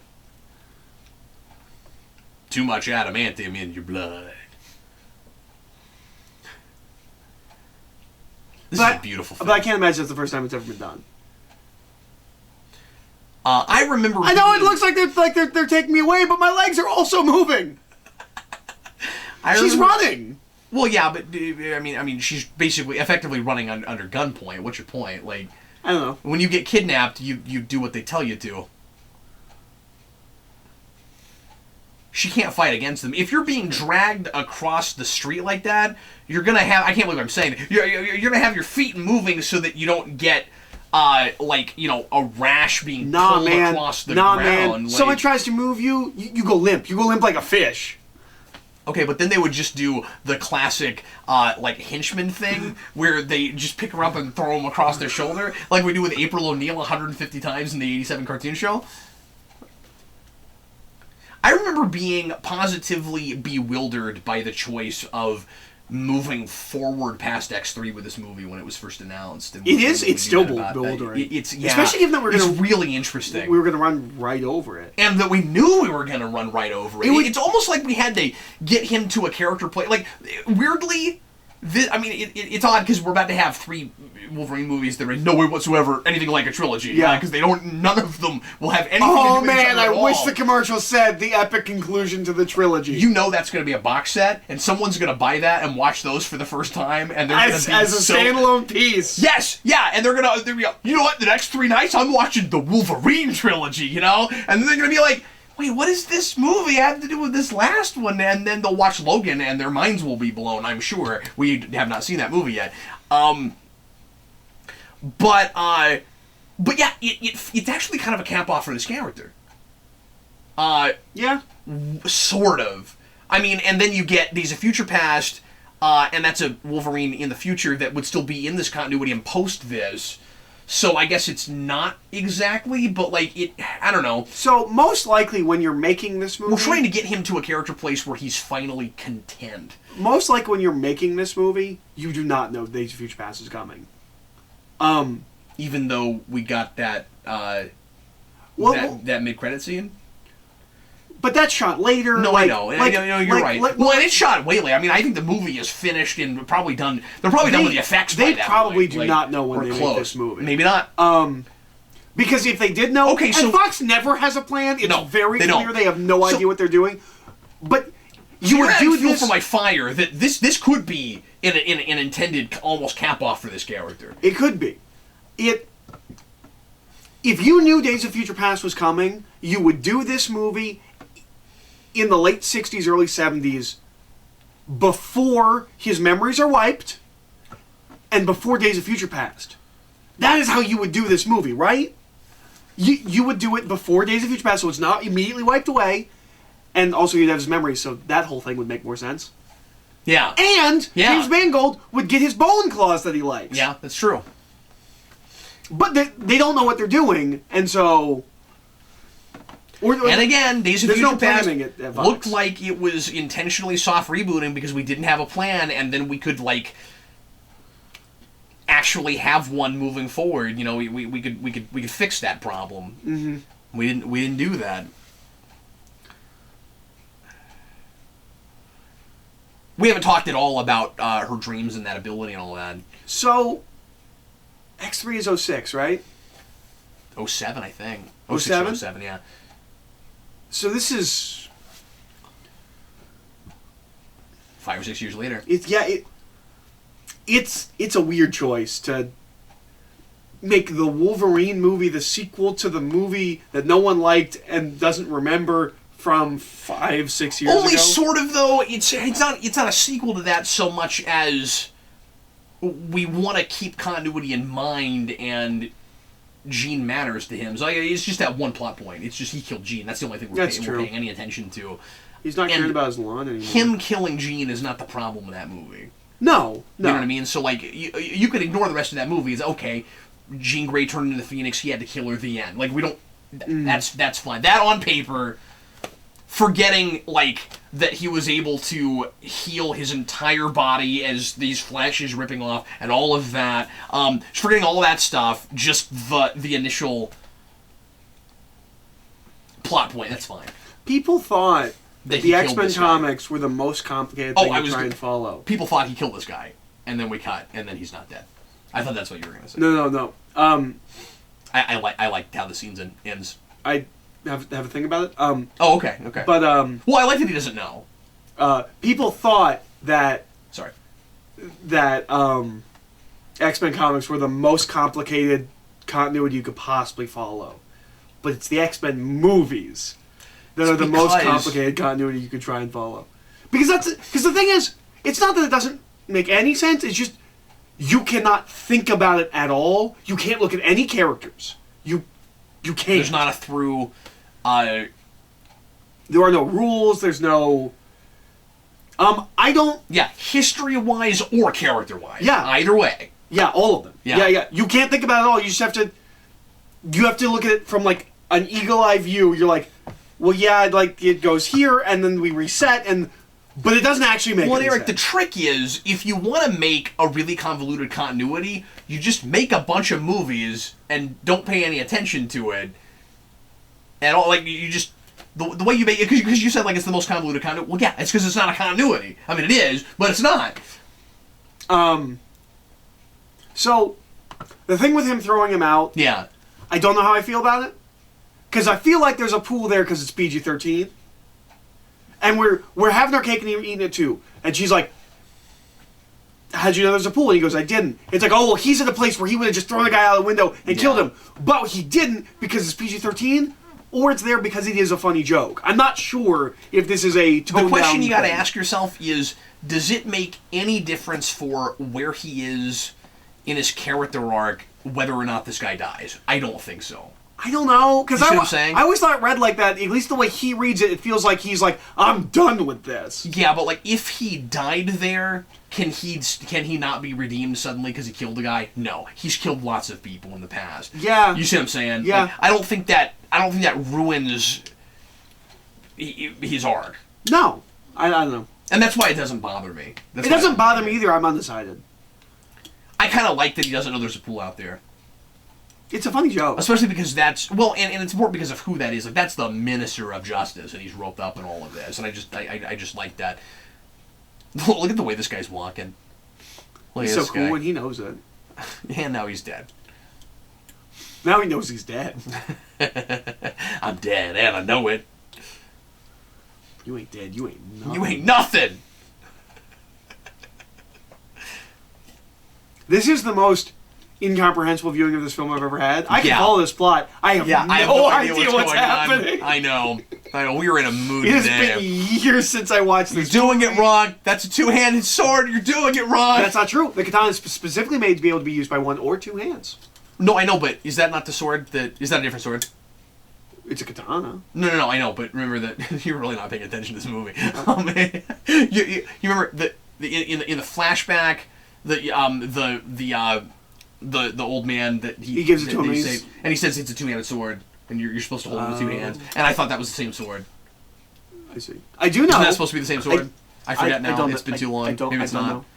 Okay, whatever. We should stop trying to actually talk about the story of this movie because I do know that we should just start over. that We the- should just, that- let's that just roll traditional- it back, start over. Let's remember to make the sex joke. Other than that, let's start that's over. what got us off track. It is. It's true. It's true. But now we know it's coming, and we can just recreate that. And just be like, I want to go there. Ah, ha, ha. Move on. I do know that traditional like claymore or like a bastard sword or like a, that's not me swearing. That's what they're called. No, I know, but or, I don't care about the actual sword. It's just he said it's a two-handed sword. No. That's why I'm making a point that's Okay. just a stupid thing that I know. Okay. But like any of those like more medieval swords, you hold like this with two hands. Right. Katana, you hold like this. Oh, okay. Yep, that's the thing I know. You're supposed to have a space between it? Yeah, you're supposed to have, it just makes it easier to, the way you fight with that sword, whereas the other one is more like this, a katana is more archy.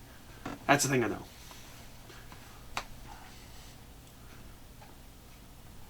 See, you were able to wear green because Hydra's in black in the Marvel film, so... Well, because she has to look like a supervillain.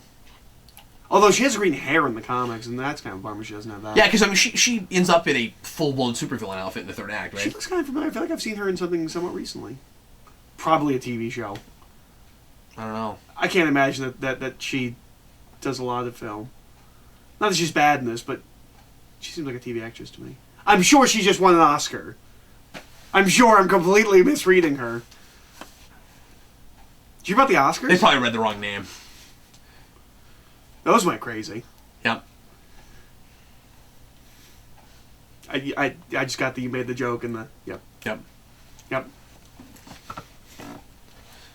I didn't hear about it. That was me being subtle. I don't know. Oh, you didn't hear about it until, like, what, today or something? Yeah. Oh, okay. I heard about it that night. Because I don't care about the Oscars. Like, I don't either, but I got 3 or 4 messages from people. Oh my God, Cap! Did you hear what happened at the Oscars? So like, I found out of that. That was crazy. It's hilarious. Yeah. All right. So I remember this scene. I think it's this scene because it's intense. Yes. And it pushes the PG-13 so line. hard. Yep. So hard. I like the question about. If you know what the future is supposed to be, if you can change it, and if you, saw a possible future, or, it's ends up being really Civil War II at this point. But I like that, Wolverine has to face exactly what she saw in her dream, and he doesn't believe it, and then he faces it. We'll see here in a second, I don't buy, even with, and he doesn't have his full healing factor, that he's able to hold his heart in his hands and survive that. It's just a cool image. And I guess there's a thematicness. It is, and it's a thematic thing, sure. And there are a few things in this movie that don't make a lot of sense. But you'd buy it more if it was more stylized. That it wants us to, yeah, absolutely, yeah. And so maybe that is more of a problem that I'm letting on. It's funny, because I've not been paying enough attention to this movie, and I'm going to have to do a rewind on this soon. Feels like and the commentary. It's not like I'm going to write the rewind based on this viewing. This feels like the commentary I thought we were going to have when we took shots before X-Men Origins. Yeah, Wolverine. And we're watching a good movie. Yeah, I enjoyed this movie. What are we doing? If you want to hear a more substantive commentary, go listen to the other one I did with Shades at Night. You guys probably don't even mention the sex rooms.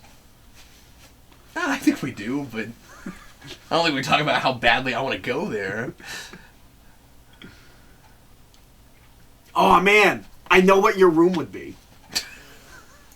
I don't want to talk about this. It'd be a velociraptor room. It would! God, I don't know if my wife would go for that.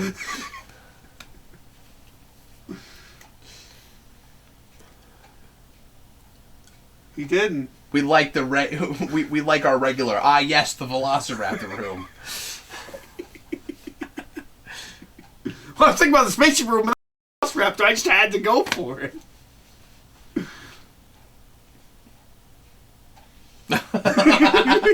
Oh my God! That's to the audience. Yeah. He would have still said that to her if this was rated R, but yes.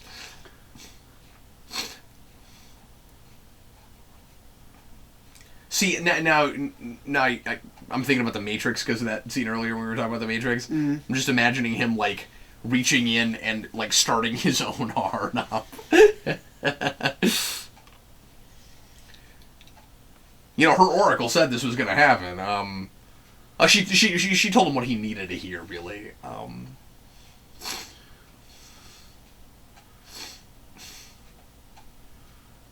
Big Science is your name is Jimmy. He just wasn't ready to read it right. Really strange that this didn't have a video game. Yeah, it's really strange this didn't have a video game. And I'm not saying it's an action-driven movie that's not... No, but there's enough action that you can make a game out of it. Yeah, really easily. It makes more sense to make a game out of this. Oh my God, that thing's real! There's so much Matrix all of a sudden. It makes more sense to make a game out of this than it does Thor. Yeah. What could that game possibly be? Well, I know what that game is, but if you look at that movie, what am I gonna walk around small town for like the middle of the game? It's gonna talk to people. Here's what you do. Jokes. It's an open world game that takes place almost exclusively in a tiny town in Nevada. And what you do is you hear me out. You go around and you sit what?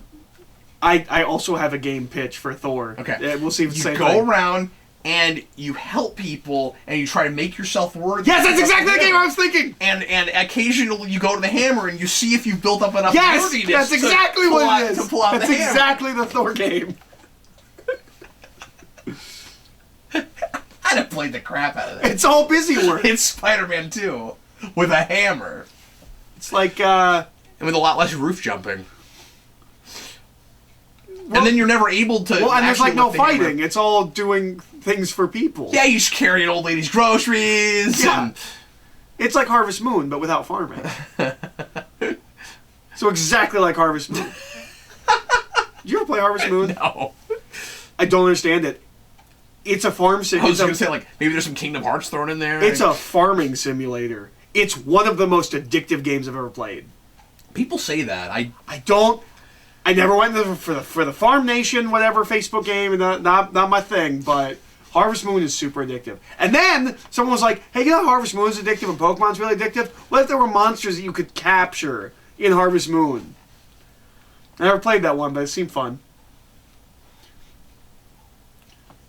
I like the God's Mistake line. Yeah. I got heal effects back. Well, yeah, because that's why his chest is closed, Eric. Well, I know, but it was like a real dramatic, like It's like, almost like look at reveal. me! And then the other guy's like, God's Mistake! My armor will protect me.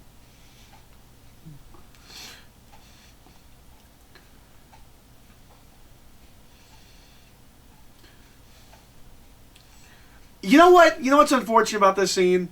It's cool. It doesn't look as good as that fight in Skyfall.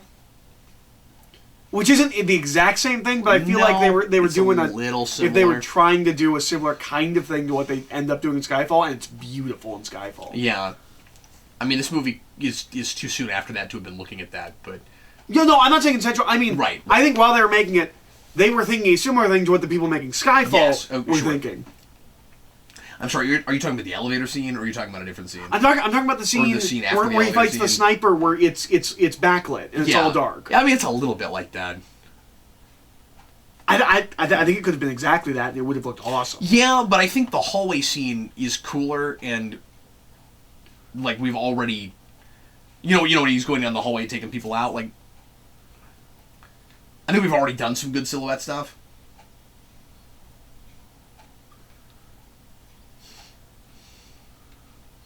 I kind of like that there's not an effect there. You know? Mm. Like, you just hear the sound effect. You don't see the claws at all.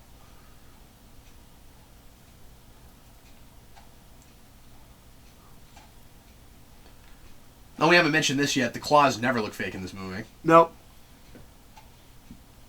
It's like they hired professionals or something. It sucks that we even have to talk about that because there's only one movie where they look fake. There's maybe a little shot or two in a couple places, but it never looks that fake again. Why would you hire... Or before! Why would you hire your Uncle Greg to do the special effects for your Wolverine movie? I just don't understand. I thought it was a pet parakeet, but, yeah. Oh, I wonder what that could be! So did you call that he was going to be in the suit at the end? I don't think so. Because I didn't. I think I was surprised by it. And I'm kind of impressed that I was, because it should be really obvious, right? That he's an old man that wants to live forever, and yeah, and it's an immortality plot. Oh, she put on her supervillain clothes. But I think you thought she was in supervillain clothes before, but she's not now. She's well, I told you she's gonna have a full-blown supervillain costume, and there it is. But I think some of it is we've got a villain. And so she's kind of a red herring, even though she's not. Mm. Which is also a very detective-y kind of a way to do this plot. Yeah, it is. It is almost hiding that it's a detective plot, if you think about it, because we don't know that there's a mystery. Like, think about it. Like, I mean, not that all detective stories are mysteries, but you know what I mean. Like, okay, he had to go investigate something, but the big reveal is ultimately not even a thing that we've been wondering about. Yeah.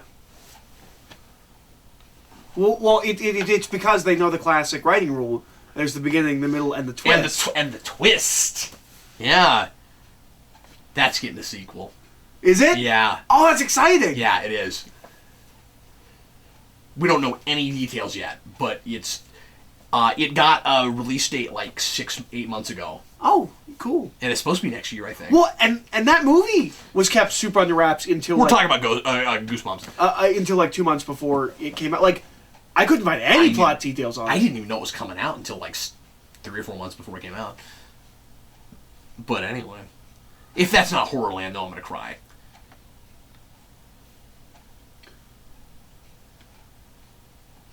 I feel like we could have just walked around. I don't know if we need. That was real backhavey. I don't know why we did that. Yeah. Eric, I know I've done this like 4 commentaries in a row, but I'll be right back. Bring me a cookie. Sure. Now your penance. So, I really haven't been paying attention to this movie. There are no exits for you that way, Wolverine. I'm kind of having trouble following this plot. It's weird. You would think we would have like drank before this. I don't know. I remember liking this scene, and this is their F-bomb scene as well. Wolverine's gonna get hit with like 1,000 arrows, and they're all gonna have like ropes tied to him. He's just so strong that he can pull all these people. I feel like, realistically, like I know Hugh Jackman's jacked, but I feel like realistically, like 6, 10 arrows, they're gonna be able to hold you back. But I feel like it's like 100 arrows. We'll see.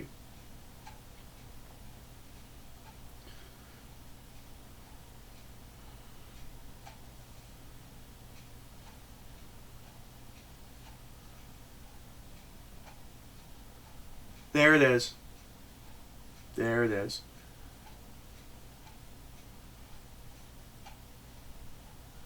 I feel like Hugh Jackman, as much as he wants to do like a really like serious dark Wolverine, like he really seems to enjoy delivering that line. I don't think of Hugh Jackman as an R-rated actor. I don't think of Hugh Jackman as swearing. I can't think of anything I've seen him in where he curses much.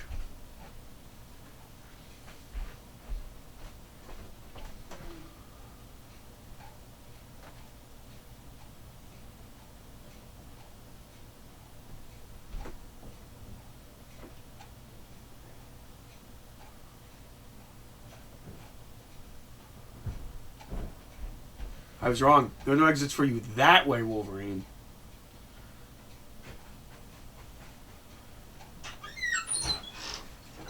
Okay, what did I miss? I said there are no exits for you that way, Wolverine, like 3 times.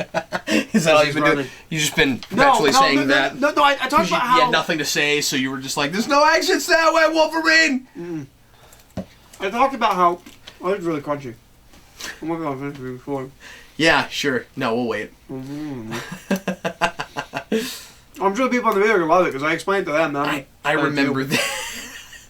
But just write it down. I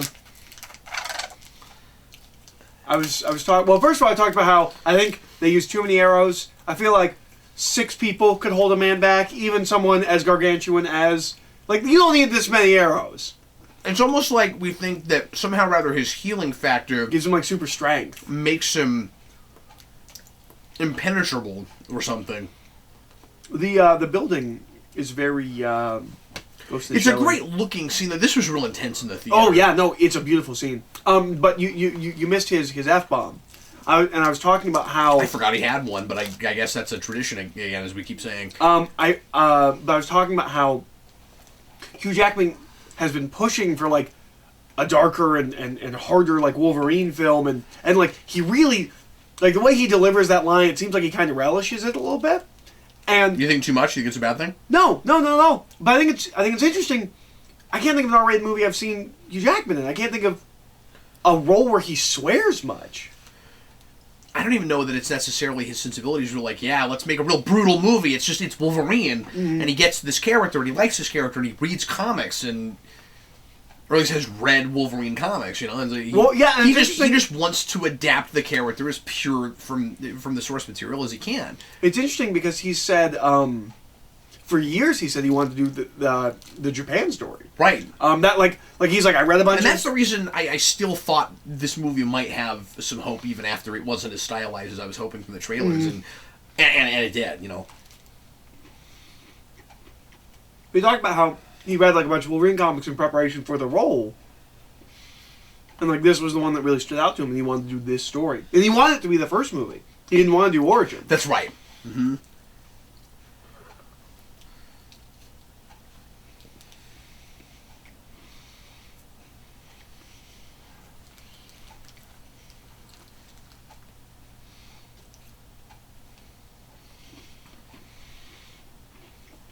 There's a moment coming up that makes me feel real dumb. In the theaters, I felt real dumb. Because every time you see it, you're like, wow, this scene makes me feel dumb. I feel that way about entire movies. There's entire movies that just make me feel dumb. I feel that way myself sometimes. We've watched a few of them during this series. Anyway, I'm sorry. We'll get to it. Okay. You just wanted to mention that there's a scene. Yeah. Well, I thought it was that scene, but sometimes movies do this where I'm like, oh, this is the scene, and then like we cut to other scenes, and Did you have this built custom, or did you have this down here just in case you had somebody that you had to, lock in it? Well, it comes from her sex room. What is her sex room like? What is that? This commentary. Did she pick the Total Recall room? Is that what happened? I believe she asked for the Total Recall room. You heard the lady. I want my regular. The Total Recall room.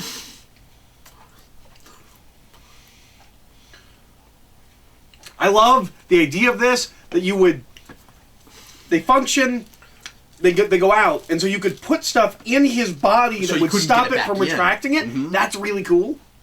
It would have been great if she couldn't egg him on into popping the claws out, and she was just working on that for hours without telling him what she was doing. She just keeps randomly taunting me. Why are we still sitting here? What are you trying to get out of me? Out of me. My claws come out of me. Oh, you're trying to get my claws. No. This is not an episode of Legends of Tomorrow, okay?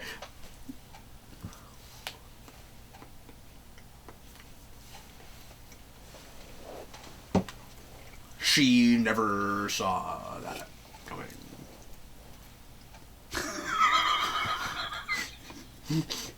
I don't know why that struck me as funny. Just, where is she? Right next to... It's just because it was off camera and you didn't notice it before because now we have subtitles. And Yeah. It's exactly what it is. Mm-hmm. Wait, that Jokes giant are always robot funnier. Let me moves? explain it. I thought it was just a display There piece. yeah. I like, if I remember correctly, I like that that's not Seeing all this adamantium. ancient armor stuff everywhere. So is it not? I don't think so. I think, if I remember correctly, his sword just superheats, and that's how he's able to cut through. I guess I thought maybe the rest of the suit could have been, but It is the most easy to obtain, hard to obtain material on the planet this side of Kryptonite. you know what else I just thought of? Hmm. Isn't it nuts that Ninja Turtles came out the year after this That's true. and just had Shredder in a suit like that? Yeah, see, it superheats. There's a little more story meat in this. That's what character me too. Oh no, I remember the heat. I just didn't know if that necessarily meant that it wasn't adamantium. But I don't think they tell us. Yeah. Maybe it doesn't matter. And how would you find that much of it? And Yeah. But I feel like that would have been the obvious place to go. It's like, oh, this whole robot's made out of adamantium. honestly, we don't know anything about adamantium in this world at all. I mean, we know the properties of it, but like how rare it is exactly, where That's it came true. from. Is it an alien metal? Is it just a metal that we have in this fictitious world that is just really super rare? Is it on the periodic table? Like, we don't really know anything. I want that T-shirt. I want the T-shirt that's the exact periodic table, except adamantium just happens to be on there. See if anybody ever notices it. No, it wouldn't. No one would notice it. They'd just be like, AM. Cool. Oh, that must be some element. Like, well, no, you had like a couple of fictitious elements, right? Like you'd have adamantium, you'd have vibranium. Vibranium, yeah. Kryptonite. It'd be cool. And kryptonite would be different from krypton. They would have different symbols. It'd be really cool actually to have one that's just a bunch of elements from different fictitious things. That would be cool. And we make a lot of periodic table, geeky periodic tables. But we don't make geeky periodic tables of actual elements. Yeah, yeah, we should. It'd be cool. And I think you can come up with enough of them. This is real creepy. You need 40 or 50. Yeah, it's. I don't actually know how that heals her or helps her, but you know how weird things gross me out. That gross you out. Could we have had someone in that bit say you're not gonna want to watch this part? So when he cut his claws off, I was so dumb that I was like, "What are they gonna do moving forward? He only has one set of claws." I can't believe they went there.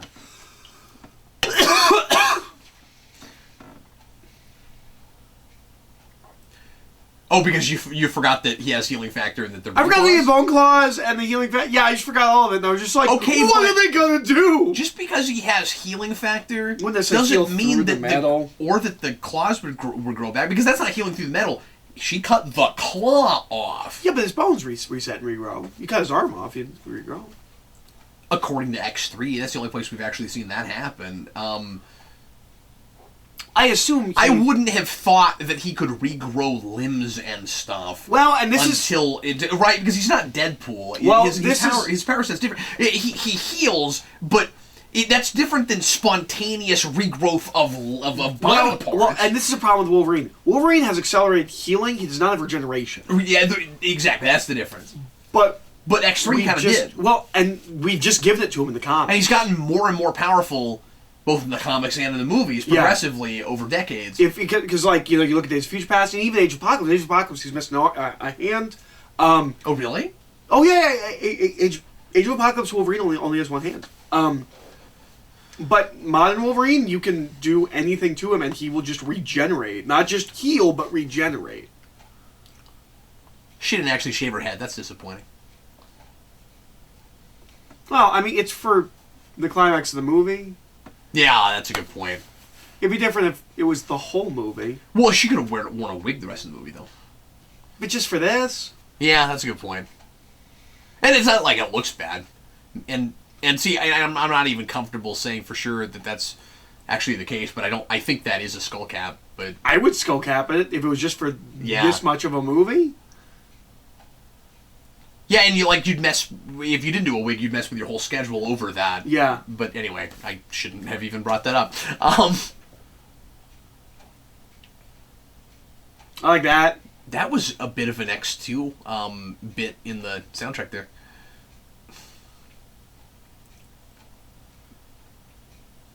Oh, you're not going to make it. But yeah, I can't believe they surprised me with this reveal.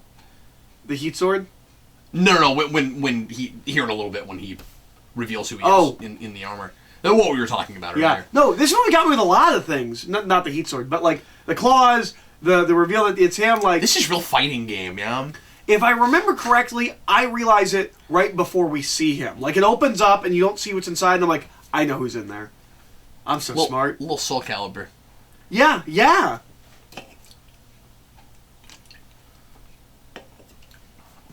guess he'd be Nightmare. I should say this isn't a bad score, but it's kind of a. Ooh, I like that. He has to catch himself with his overall hand. Usually he'd just claw into the wall. He had to catch himself with his hand. That's a good point. I like that. That's nice. Lucky that was a great.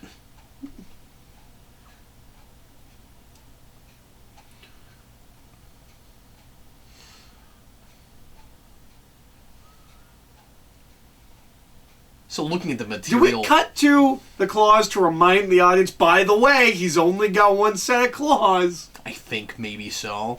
But it's a provocative image. It is. It is. You would ever see those off of his hand. I'm not going to begrudge them that shot. And then that! Because I don't think that they're like not giving us credit or anything. Because other one's off. She's got that tongue. Oh, that's weird because of the kid with the tongue in X2. Well, this is Snake. Like he just had a forked big gray tongue.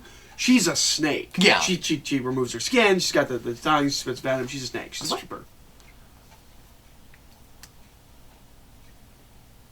Thanks, I had not picked up on the snake motif for the villain named Viper, who just shed her skin And dresses in green. and dresses in green, like all snakes. I don't know if there's a lot of actual green snakes, but I feel like green is a color associated with snakes. Is it? I think in cartoons and stuff, snakes are often green. Oh, I hadn't really thought of that, but now that you mention it, maybe so, yeah.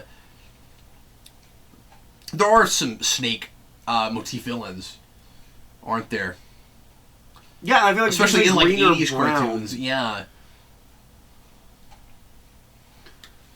This looks really painful.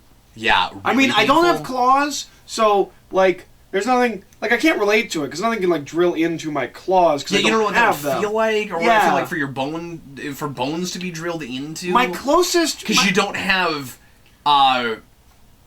because. I feel I'm shocked. I can't believe that's the guy. I feel like my closest would be if something was drawing in my tooth. I feel like that's the closest thing I could have to relate to the nub. That's true. The I just don't know what that would feel like because you don't have nerve endings there. But I think I followed up the first surprise, and then when his other claws are cut off, I'm like, what are they gonna do? Is Wolverine just not gonna have claws moving forward? Dr. Green. Her name? Or is Dr. Green someone else and not Viper? I don't know. I think that's actually Viper. Well, that's a weird choice. Yeah. But you're not talking about legacy. Yeah. Yeah, that's a thing. But he didn't really talk about much of anything because he was... I mean, that's the thing is... And you can't have him on screen without Wolverine because this is supposed to be a reveal, and it's supposed to be all from Wolverine's perspective. We get villain posturing from Viper, but not from him, of course. So, all we can know about him early on is what he's revealing to us through his unreliable exposition to Wolverine. Okay, so... That's a great transformation. But it's a really good old guy to young guy transformation. But does it make sense? Would a healing factor de-age you? Does he just take the healing factor, or is he mixing it with something else? I think he just takes the healing factor. Because I'm with you. If it's just the healing factor, I don't know. Well, I guess I don't know because Wolverine doesn't age, but then the problem is, what it always is with a thing like this, which is how far back would it go and then stop? It seems to always go to, your ideal age. So we always go back to 25 and stop. But I feel like if you have a scar and you get a healing factor, it will not get rid of that scar. It's already healed over. You wouldn't... You know what I mean? I feel like it wouldn't de-age you. All the damage done to your body up to that point is done to your body up to that point. Well, you would think. I don't know what the rules are with this particular... I mean, yeah. That's what I would think if we're dealing with, real-life science, Eric, but we're talking about a world where the Hiroshima bombing happens and you can... That's true. Get up out of a hole and breathe freely. This is the worst viewing I've had of this film. Yeah, me too. But I think it's movie. because we're not paying attention to the dialogue. We're not paying attention to the dialogue. What if he ripped it off? He's just a head. What if there was no body? Just a robot head. He'd be Baxter Stockman from the 2003 Ninja Turtles, and also Mr. Freeze. It would be Mr. Freeze. Oh, that's the creepiest thing in and also everyone in Futurama. Yeah. So he just grew his bone claws back. Yeah, yeah. And I don't know how I feel about that. Why? Because the regeneration thing. Because of everything we were just talking about. I don't know how I feel about him being able to do that. But it's consistent. I don't know if it is. It's consistent with the movies. Sort of. I mean, he's godlike in X-Men 3. I get that, but the only thing... And the comics have the exact same problem. He's not growing back bone, though, right? Isn't it just skin? I don't know. It's skin down to his bones? I mean, but parts of it were disintegrating off. That still seems like regeneration. I mean, I'm with you, but... Yeah. And the comics went that way, But at this point, it seems like you should be able to chainsaw off an arm and he would grow another one. Yeah. And again, that's not what his powers are. But he wouldn't grow them back with adamantium. It would be... Yeah, but this is the thing. No, true. We have made this mistake in the comics as well. That's right. You couldn't cut his arm off because it's adamantium. Yeah. But, unless you had a really hot butter knife, apparently.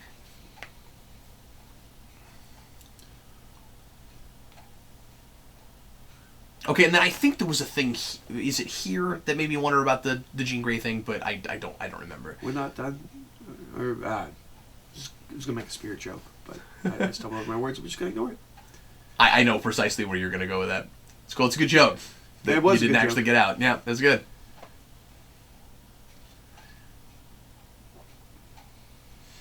She's aged really well. Really well.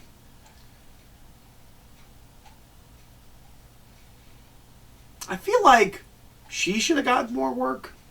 She's a good actress. She's done more than you realize, though. Has she? Yeah, she's done some TV and stuff. I know. She's not a big A-list actor, but I know she's done like some foreign films and stuff. But I feel like she should be more of a character actor than she is. yeah, sure. I've got to show you the TNG episode she's in. Okay. She's in Goldeneye. She's great in Goldeneye, especially contrasted with Jean Grey. I don't think I've told you about this. You'll be maybe surprised when I tell you. She has the best sexual tension and chemistry with Patrick Stewart over anybody else. Really? That's amazing. Yep. Yep. It's an episode called "The Perfect Mate," and she's the perfect mate, and she's fantastic.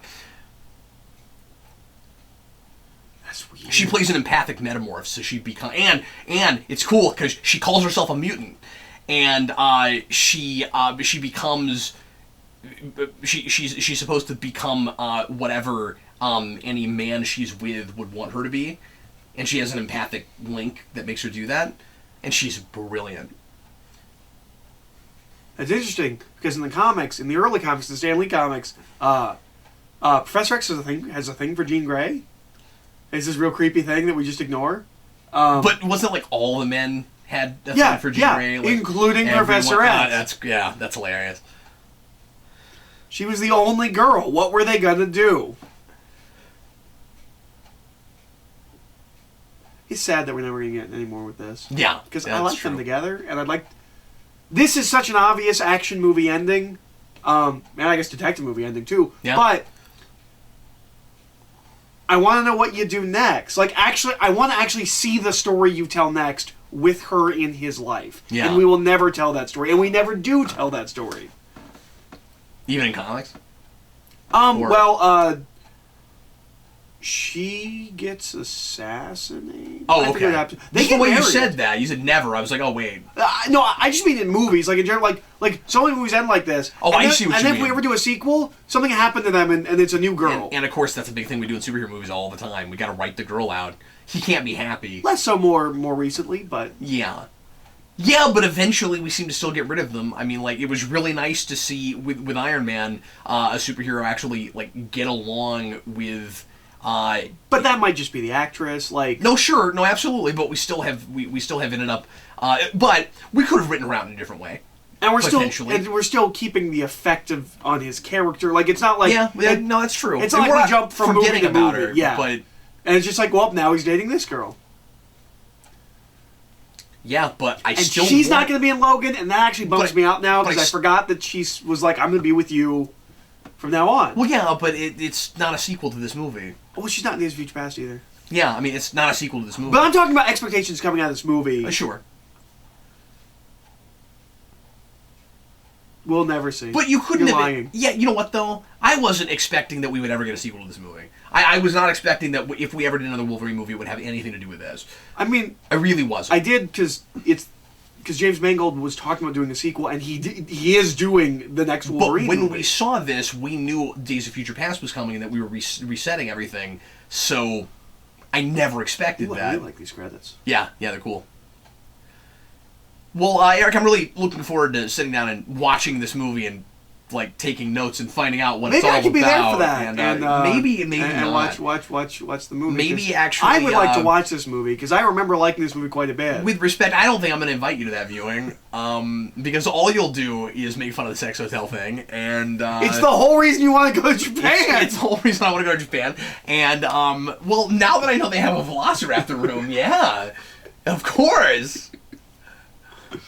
This was fun. I'm with you. This was the worst viewing I've had of this movie, but that's not saying anything about the movie. We were not paying attention to the film and the story and all of that. And again, I mean, I've talked about all that stuff in another commentary, but this is the point of these Marvel Manias. Sometimes it's okay to not talk about yeah, the exactly. movie you're watching. It's really, yeah, and the thing is, it's really hard not to do my standard analytical thing. Somehow we got away from it. And I always here. want to do some of that, but yeah, I feel like I have to occasionally remind people, including myself, that this show is supposed to be us just watching movies and chatting while we watch movies. This is supposed to be a real laid-back thing. And I spent, as I'm sure you did, a lot of this going, we're doing this wrong. This isn't how you're supposed to make one of these. Okay, here it is. 2 years later. I can't wait to watch Days of Future Past again. I cannot get enough of that movie, and Apocalypse did not ruin it for me, which I'm really excited about. And I talk in the rewind about how wrong I think I was initially about the scene. I didn't think this actually made sense in leading into the new one, and it in Days of Future Past overall it does. There's one big problem with it still left. Which is how did this? The Trask thing is fine. That's not a problem. Yes, it's how is this possible? That is, and that's only a problem because we don't answer it in Days of Future Past. Someone assumed we were going to deal with that, apparently. He's got bone claws here. Yep. Oh, I guess you said Bryan Singer had that. But Magneto could have added it to it. And remember, put the metal in him. And remember, that's 10 years after this. Yeah. So yes, that was a problem too. I thought, but it's not. What do they know at this point? They know that Sentinels are being built, as far as I can tell. They had a lot of prep time. That's really kind of... Disney Fest is kind of on them. They could have worked harder to prevent that. Also, it's convenient. Because this looks like a normal world. It is a normal world, yeah. But I'm assuming it just collapses real fast. I don't know. Well, and again, it's at least 8, if not 10 years after this. Because that said 2 years later. Well, no, not necessarily. I actually don't know what year this movie's set in. Yeah, I don't know. I would assume the year it's released. Well, I'm not sure. I would assume it would be 2013, so this is 2015. And if that's the case, then this is 8 years after, because Days of Future Past is 2023. I think 2023. I used to know all the dates. But man, was this a big deal. And I mean, we knew Days of Future Past was coming, but just seeing them on screen again in those roles, especially with him doing that face, I don't know, it was a big deal. But yeah, how is this possible is not a question we ever answer. And that movie hopes that we don't. But that's a really normal world. They had a lot of time to stop the Sentinels from happening. They failed. They failed big time. Well, yeah. It's not, though. Because if the Sentinels had been in... had been far enough along in their development, there's nothing they could have done. Because of the whole adapt to survive thing. I mean, like... The assumption, again, we don't know enough about that. We don't know what their intel is or how they got it. But if all they know is the Sentinels are coming, they're not prepared for it. I do appreciate that when Wolverine shows up, he's with the two of them. That's true. That's true. So, I mean, that means that they were working together to try to prevent a thing that was unpreventable. And, again, I gotta assume that the apocalypse happens, for lack of a better term, in like a year or two. You know, it just all falls apart real fast. I'm also excited to get to Days of Future Past so I can talk about how stupid Wolverine is in that movie. I talked about this like in some video where I'm like, no, I have this joke about how stupid Wolverine is, and everyone's just letting him run with his stupidity. I really can't remember. I'm excited to get to it. Why you thought he was stupid, but I'll get to it. I guess yeah. He takes something that is not literal, really literally, and no one corrects him, and I'm convinced everyone's like, okay, whatever. You're really big and scary, and I'm just not going to correct you. I thought you meant like there was some like major mistake he makes because he's stupid. No. Does he just respond to something in a really dumb way? Yeah, kind of. You don't want to talk about it. We'll talk about it because I think it's really funny, and I've had it since the first viewing of the film. I'm too curious now. Where I'm like, no, Wolverine, that's not what they said, nor Wolverine. What they mean. Yeah, that's not a party. How's that a party? We have 3 movies before we get to Days of Future Past. Yeah, but at least they're all great. No, they're not. One of them is the best thing ever. One of them is the next one and is not that. And then the one thing after the best thing ever is what a lot of people think is the worst thing ever that we're sort of okay with. Okay, I know Dark World. Yeah. I know Winter Soldier. Amazing too. Oh, yes! Yeah. Yeah. And that's before Days of Future Past. It feels so feels close. like it just happened, man. It's crazy. Just how many of these are coming out a year now, and but like we just watched Amazing, like that feels so close. They rushed that movie out. Yep, that was a big mistake. Hey, we're thinking about rushing a movie out. Maybe we should get Orson and Kurtzman. Orson and Kurtzman, they work real fast. Yeah, somebody said the same thing with Darkness. Yeah. Although that's not rushed as hard. No, there's a good gap between there. They have no excuses. No, it's 4 years, isn't it? Yeah. It's 9 to, or does that come out in 13, right? Same year as this? I think so. Wouldn't it have to be? Because, well, wait, I'm not sure. Maybe it's only 3. It's 12 or 13. Yeah. Well, it's just weird if they ripped off the Dark Knight Rises poster the same year as Dark Knight Rises. I really thought it was the year after that. Yeah, I think you're right. I think it is the year after Rises. And then, yeah, because then Beyond they have 3 years to make, and that comes out in 16. Yeah, that makes sense. Anyway. So, this is how you put it in, right? I was just wondering why the Jaws theme was here.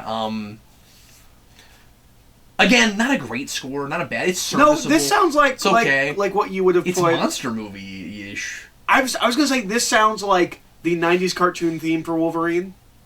A little like bit. If you were gonna make a Wolverine cartoon, sure, it would be that. Yeah, it'd be a cacophony. Wolverine cacophony. That sounds like a miniseries. I mean, it's a Batman miniseries. Okay, but it also sounds like it could be a Wolverine miniseries. Wolverine the Widening Gyre. In this issue, the gyre widens farther. I want... Because Wolverine's so weird. Wolverine Odyssey. He just runs in cycles at this point. Well, I mean, he's dead now. He ran in cycles at this point. To where, like, it's like... And we're going to do He's dead now. And we're going to do another Japan story. And we're going to do another this story. Like, we're going to do another Weapon X story. We stopped giving Wolverine new stories. Yeah. Which I actually think is a problem with a lot of Marvel characters, is like when you go back to 70 days, we're building, and we've stopped building, we're just actually using Japanese characters for some of these people's names. Yeah. Which really makes me wonder if this wasn't a joint effort as much as The Great Wall was or something. I do not know. Yeah, I don't either. That's cool if it was. Songs usually mean we're near the end of the credits, which means this is an insanely reasonable amount of credits. That's right, yeah. Look at that song. Jina Kanashi Detona. No, it's Atona. You keep putting consonants in front of words that don't have consonants in front of the words. Like, oh, they look like D's to me. No, they were O's. Oh, okay. Yeah, it wasn't Daytona. It wasn't, yeah. Okay. Yeah, it wasn't Daytona! Well, I didn't think it was Daytona because it was like D and M, but it makes more sense. No, I know. But what you said sounded like Daytona, and I just thought I would make fun of you for thinking that was like a racing game. Daytona is a place in the world. Can you just get your head out of video games for 1 second? No, because this should have been a video game, and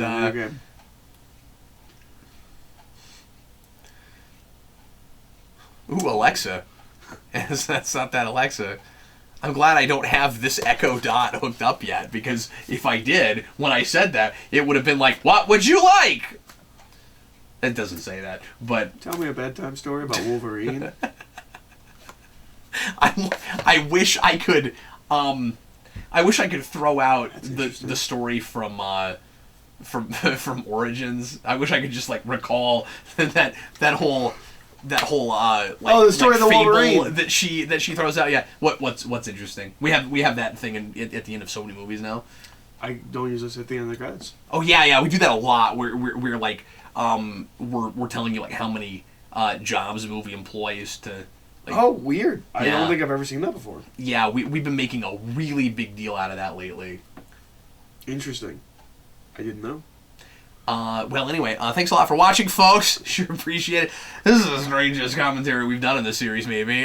Tomorrow... Which somehow is going to mean that this is going to be the one everyone loves. I don't know, maybe not. There's going to be jokes, and no one's going to ever let you live down sex hotel. Certainly not, yeah, the Velociraptor. Anyway, No, I feel like every time we do something like this, it becomes the one where people are like, do more things like that!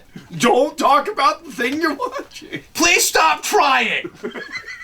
Stop it! It does seem to be a reinforced theme.